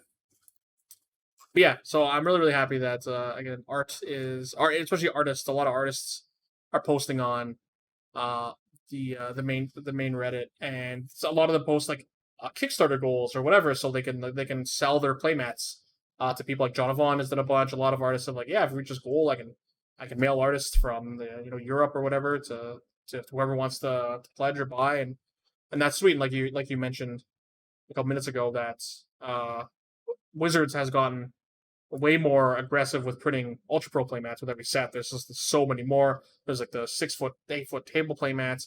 There's like a dozen playmats per set, and that's awesome. Because, again, Magic has been, for as long as I can remember, one of my favorite things about Magic. Easily, it's one of my one of the things that I appreciate the most. Yeah.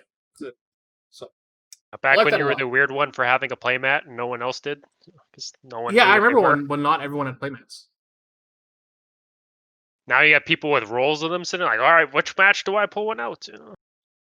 Yeah, and it's great. Like, especially in accessories too. There's so many different accessories. There's so many ways to express yourself as a Magic player now. Playmats are only one. Like they just released like Godzilla Ultra Pro playmats. Those are sweet. I'm surprised they didn't come out with the set, but whatever. Maybe it makes sense. But yeah, I love that Wizards is merchandising this stuff. They paid, I don't even know how much money, to commission this stuff. Just use the art. Like a lot of the artwork of Magic is beautiful. Just take advantage of it, And I go, Magic has been doing as many things as possible in the past couple of years to make money. Wizards likes making money. You want VIP do. Booster packs? Oh baby, 100 USD. I like money, and you know what? You can't fault them. Like, they're a company that makes money, and I understand that some people get upset. I think there's probably too many sets that are coming out nowadays. Sets that are really, really big, but well, it's no longer really a collectible card game, is it? Because you can't reliably have someone collect everything. Well, not like I guess an average person. You need the our buddy Mark. You need the whales who just buy everything. But again, people who get mad at Wizards for for Double Masters, that's a good example of for these that like the VIP boosters that have this. I'm just surprised they didn't do this stuff earlier, to be honest. Like Wizards has for a long time, I guess, working on the store side, you could tell it's very, very, very, very, very obvious that Magic the Gathering, Wizards of the Coast doesn't make, or a lot of our store doesn't make money off spikes. I don't make money off people who are trying to grind events. I don't make people who want to buy Jund. Want to buy Jund. I don't like people who just want to just grind events. I make money. The community in Magic the Gathering is supported with the casual player base. You know what I mean? Which in the past many years has been fulfilled by Commander. And before, it's weird thinking of Magic before Command because it's like two different card games. And Commander has been the saving grace of Magic the Gathering for a very, very, very long time. And it's something that Wizards took a very, very, very long time to start leaning into. Like in 2011, they printed the first Commander decks. And that was the first time they really acknowledged it as they changed the name from Elder Dragon Highlander to Commander, and then it became this official format. And even then, from 2011 to 2017, I'm not even exactly sure when, but they still just only released the Commander decks, and that's it.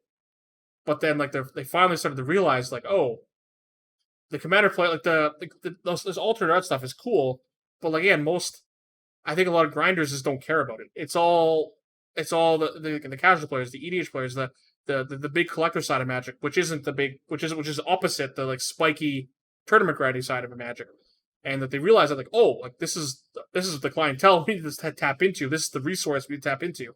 Well, You I know? still don't really understand it, I guess, because like a lot of spikes, like the high end ones, they borrow decks for the Pro Tour. They don't own cards. And then Yeah, when most they people. when they brought the stuff online recently, they're like, "What do you mean the pro players don't have arena accounts? Like we're playing on Yeah, arena, and they had to give everyone stocked accounts." Like, yeah, of course you do. yeah. Again, this is just like it seemed like a long time coming that Wizards just didn't do to their own detriment for years. And then now, once they kind of started testing. The arena comes out, they test the water a bit with like card styles and card aesthetics. Because like these cards, I don't need any of these cool looking cards to play Magic. I can just as easily play the non cool ones for for less money. But people are willing to pay for it because they love it. They love this side of Magic. They love like how like I said how fantastic the artwork is, how they get to express themselves playing stuff like this. And again, Commander just happens to be the biggest format in Magic. So it took them long enough till they hit the point where like, oh, we can make a lot of money off of Commander players. Just turn the dial from like 1 to 11 overnight, and then now people are getting overloaded with products, and that's when people start complaining like, oh, well, Wizards is money hungry and blah blah. Yeah, obviously Wizards wants to make money. They're a company, and like they started tapping into this resource, really, really fast and really, really aggressively. What feels like overnight. It could have been a more gradual increase over time, but you got to test the waters a couple times before they figured it out that Commander was the only real format in Magic. But again, I don't like getting mad at Wizards trying to make money. They're a company. They're going to make money. We need them to make money to keep making cards. But to get mad at like $100 VIP booster packs, and a lot of people use the meme, this product isn't for you, and I love that meme. I love it so much. I can't afford something, product's not for you. It's my favorite thing right now. But So like the Apple meme where you're holding your phone wrong. yeah, perfect. It's exactly like the meme. Uh, but yeah, again, this is a good example of like people losing their mind at $100 VIP booster packs. Yeah, that's a lot of money. They're still gonna sell. People are still gonna buy them. These full art cards are still gonna like people are still gonna buy these things. Why? Because they're super cool. And yeah, you know what? I don't have to create like full art foil Mox Opals. I can just play regular Mox Opals or any particular card, or I can play regular Chronicles Urza lands. I don't have to buy who knows how much money these Urza lands are gonna go for. This is again, it's like foils and non foils. You know what I mean? Like similar vein. People did complain that foil prices of Mox Opal were so much more money than regular Mox Opal, but like the person who doesn't want a full Mox Opal doesn't care. They don't have to care about the price. But now there's this alternate art version of Mox Opal that costs more. It's like kind of similar. You know what I mean? Yeah, And the well, person back who in the wasn't day, the foils used to be max couple dollars more than the regular one, and people would trade me foil for non-foil because they didn't want it, and it wasn't worth that much more. yeah. So the world where the person who wasn't going to buy a foil Mox Opal anyway isn't going to buy these, but they love to complain about these products and not just again the foils that previously existed for however long. Because foils only Yeah. exist as a premium product for people who want them. You know what I mean? That was the whale product beforehand, was just foils of everything. But now it's foil alternate art. Hey. Anyway, I'm kind of tangenting on. I'm just getting mad at people for no reason. Uh, I'm really excited they reprint these. All black bordered. I like that they changed the Urza's mine art, even though it looks different now than the other two. But I'm happy these are reprinted. The set has everything. The set has literally anything I can think of. Even things I don't want. But anyway. This was a while. This is about 2 hours. This is kind of what I expected. Kind of what I want. We kind of talk about a bunch of stuff. Talked about the main gut of what we're here for. Talked about Core 21. And some financial advice that obviously Mario is here for. So those of you who are watching, if anybody watches the YouTube VOD, I do stream this over on Twitch. I will link it in below. But I'm gonna try, hopefully, to do something like this probably every week. Won't always be this long. Won't always be about Cube. Will be about different topics whenever they're relevant. You know what I mean? We could probably do one for Cube again next week because we didn't talk about Ikoria, right? We did not. So, and Ikoria was a great set. It was a set that I was really excited about. Ended up being better than I thought. Was a Yeah, set it that started off really slow, and then it kind of like, maybe I'll add more, and maybe I'll add this, and maybe I'll add this. Yeah. So Ikoria is something that we can talk about next time too, and it's a deeper set than this. Even for Pauper. That's not new art. Yeah, I don't know. Sorry, I know this Urza's mine art isn't new. I'm just happy that they used a new one instead of re-rolling. Well, let's scroll all the way down here. What art am I thinking of?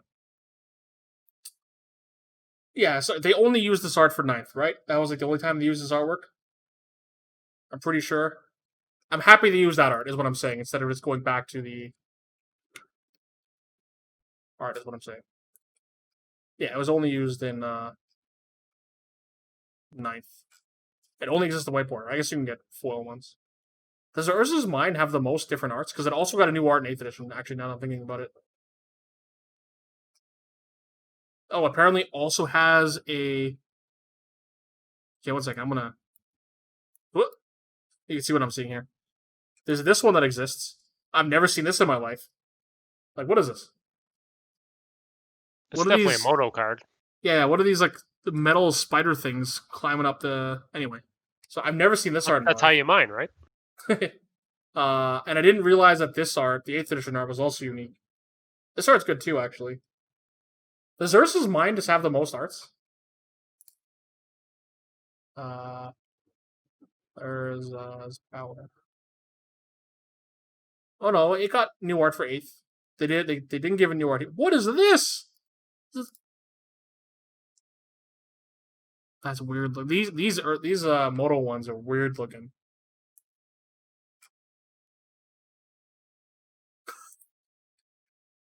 I'm waiting for the inevitable. There it is. Yeah, okay. Weird. Okay, these Moto ones are weird looking. Yeah, again, they gave a new art in 8th. Why do they only give mine new art in 9th? I wonder why. Huh. Anyway, thanks, Drew, for coming on. I'm sure we'll talk about Ikoria next week. Or something else. All the lines got promo arts for Moto. Yeah, I can see that. I didn't know that. I've never sold before. Anyway, again, I appreciate you coming on. This is something that, again, I will do weekly. Again, it won't always be Cube, but this is something that I do enjoy doing. Something I want to spend at least one of my days. I'm probably going to play Dead by Daylight after this. So I typically stream Dead by Daylight or Magic Arena Brawl is the format that I play the most randomly. But again, I appreciate everybody hanging out, and I will be back in a minute.